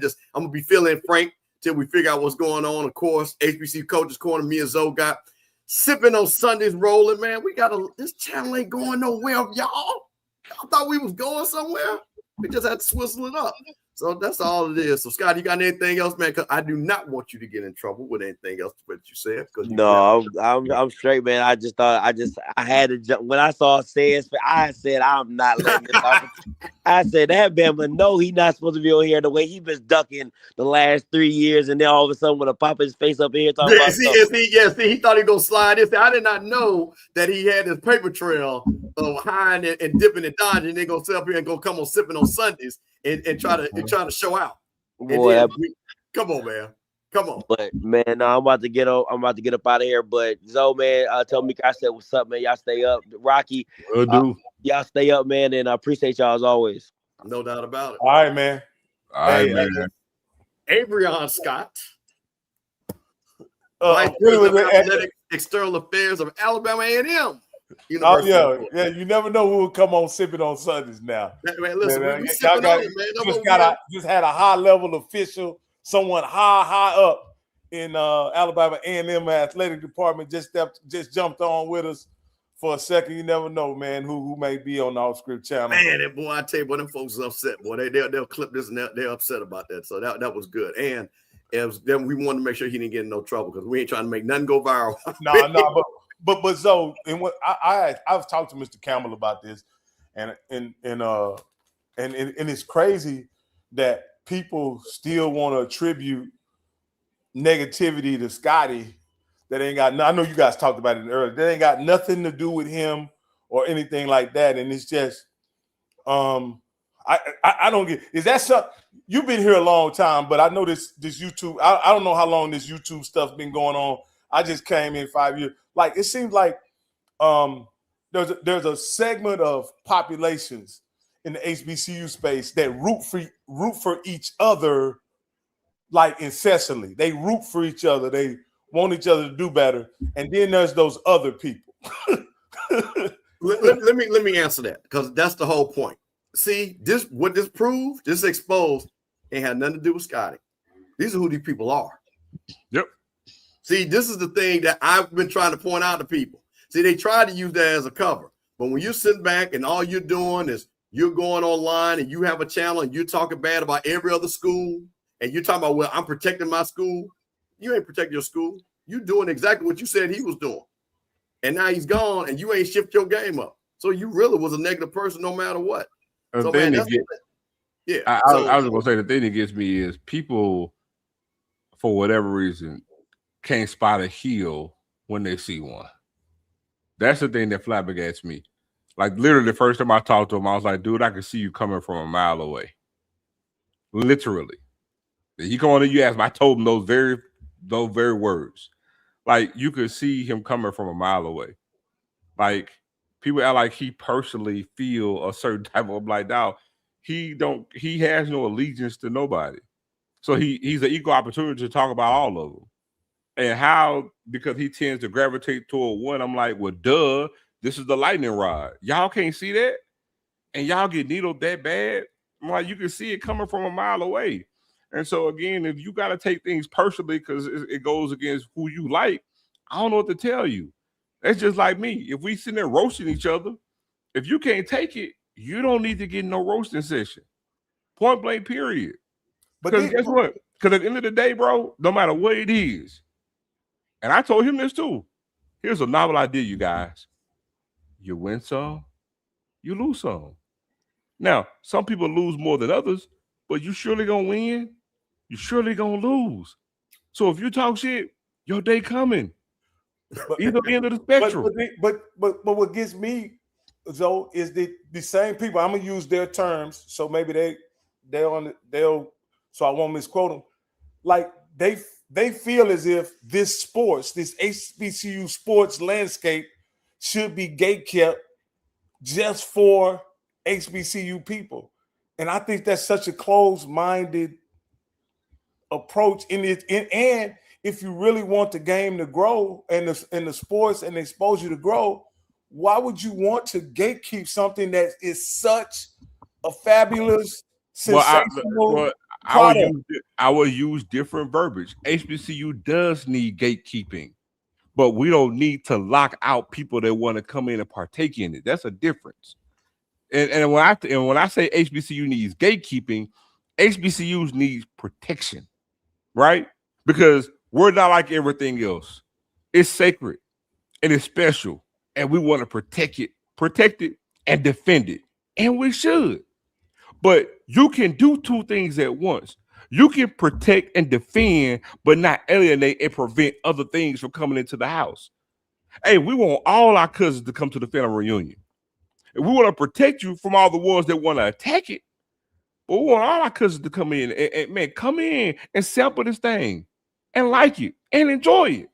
But you ain't finna tear it down. You're not finna attack it. I'm gonna whoop your ass myself. But I'm gonna protect it. I love it. It's sacred to me. But let all the newness come in. That's all. If I got some new company coming in and you ain't right coming in, then I got something to say about that. But to your point, but I don't want to alienate and keep newness coming in because you need that. Right? So two things at once. I think when people look at it's just like the word dating, right? People have a different definition of what gatekeeping truly is. We do need gatekeeping. We need protection, but we don't need to alienate and defer because it's not like it's just us only if you attended these schools and we don't want nobody else in here to sample it and try it and like it. That ain't what we want. So let me ask you this, Mr. Campbell, because I think this is a great conversation we're having. I know it's getting late, but is a lot of this gatekeeping masked as just jealousy? Well, see, this goes back to my point. I'm gonna say this again. The people that are gatekeeping and the people that say they're whatever, they still negative. Because the average person is not gatekeeping. It's the people that have an issue, and that's what I'm saying. The things haven't been eliminated, and they still are negative. It's them. It ain't. Listen, man, we on here right now. Zoe went, Jackson with the family. We having a good time. We ain't gatekeeping. We talked about all types of subjects because that's what this show was all about. Be a little bit Mississippi centric, like we're doing. What we're talking about. We ain't sitting up here. You can't come on. A person that we don't care. I don't care. I want people to enjoy what we're doing. I want people to support our schools. We talk about having great games. We want to see that. Look, I just said it earlier, right? And it's a microcosm of it. I'm speaking my truth. I hate Southern Jaguars. I hate them. But I'm cool as a fan with BJ Jones. I got plenty of partners and friends that are Southernites that I chop it up with them. I know plenty of Grambling Knights. I got plenty of Alkanites. Steve down there at FAMU. I got classmates with the FAMU. I lived when I was in the A. A lot of my neighbors with the fam. Clark, different schools. Just because I hate your school don't mean I hate you. And it's sports. I don't literally hate them because guess what? I remember when I was at BR and Southern went and played Duke in this NCAA tournament. I had some purple and gold. I had some blue and gold pawpaw. I root for Tyrus Thomas and them. So yeah, I hate them, but I don't hate black people, dog.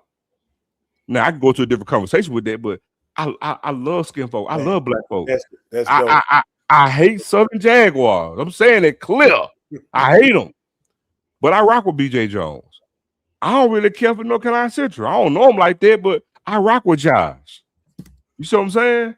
It ain't deep, y'all. It's a damn game. These are schools, dog. Literally. And I love mine. But guess what? Everybody don't like Jackson State. I mean, and I'm gonna feel a certain kind of way about that, but it ain't me. It ain't you. Hey, I'm just gonna address this, bro. Bro, y'all ain't getting rid of me. You know what I mean? I've been adopted by Mr. Campbell. Scotty, my partner, is officially with Alabama A&M. Zoe is my man in Jackson State. So y'all can't get rid of me. I ain't going nowhere. And not to mention the most important part of all this, I got a whole bunch of canceled checks that went to Prairie View. How about that? So, hey, man, listen. So y'all can't get rid of me, man. Well, listen. I'll tell you this, man, and it always tickles me because, like I say again, I was in this game working with these schools before prime. That's what me and Zoe talk about. It tickled me. I always know people, me and Zoe talk about this offline. I always know people who really know Jackson State football. I can tell because when they don't talk about certain things, and they from Jackson. And people get mad at me, oh, you supposed to do this, supposed to do that. I ain't supposed to do nothing. Because you ain't cutting no checks like I cut. And I done cut them all these schools. Man, I'm just here to have a good time. I'm here. I love this format. I'm going to say this again. When I was growing up, we didn't have this. Yep. We did not have this outlet. So everybody got these outlets. So again, Scotty came in. I'm glad that he came in. Because like you said, the boy, like I say, Rocky, I was one of the first people called. And I said, you don't know what the hell you talking about, but you talented as hell. Because I come from a radio background. I know how hard this is to get up and talk and be entertaining. It is very hard. That's why most people, if you look at their channel, they only got 8, 9 people watching. We got people on right now, they got like 9 people watching. We've had over 200-300 people watching us tonight. And we didn't promote this until 2 hours before the show. And people have hung with us because we want to be entertaining. I want people to enjoy it. So that's why I appreciate Zoe, Rocky. That's why I appreciate you. Hey, HBCU Coaches Corner. That's why we appreciate that. And that's what I'm saying. This channel ain't going nowhere. Because like I said, me and Perry about to get off smoking rolling. He just been busy because that's a whole nother thing. I get Perry White because he got some things to say. So that I heard that them folks in Southern was not happy that their coach was not at their signing day, even though the man was out there at the Super Bowl doing work. Out of the Super Bowl with no SU gear on, aka Michael Vick. Oh, see, I didn't want to start no trouble sipping on Sundays. See, so this is what we're gonna do, Zone. I was trying to wait for Perry to see if we can get to talk about the house sport. But if not, we're gonna talk about that next Sunday on Sippin On Sundays. Because the folks in Southern, they were like, hey, well, what else you get? I'm glad I'm off tomorrow. I hope it's a federal holiday. They told me it was. I hope nobody ain't April fooling me. No, that's what they say. They it's the President's Day tomorrow. So yeah, you know, every day is a holiday for you, Mr. Campbell. So it don't matter. I got roll. All right, Zoe. Hey man, listen, one appreciate Zoe, man. Listen, Zoe got to get up and get that work going on. Rocky once again coming in there helping us out with the conversation, man. Listen, this is Sipping On Sundays on the Rocky Miller channel, home of HBCU Coaches Corner, and Off Script channel, home of Sipping On Sundays, man. We appreciate all you guys showing up for us, man. We will be back next Sunday talking about what you guys want to talk about. Hey, man, we're on social media. I'm on iWeave Steve at Twitter. Hit me up and say, hey, man, I want y'all to talk about this. You know, come up and bring up your own topics, man. We're just here to have a good time, man. And I guess I want to thank all of you all, man. And I'll say this one thing, too. I'm going to have to do with Coach Cole.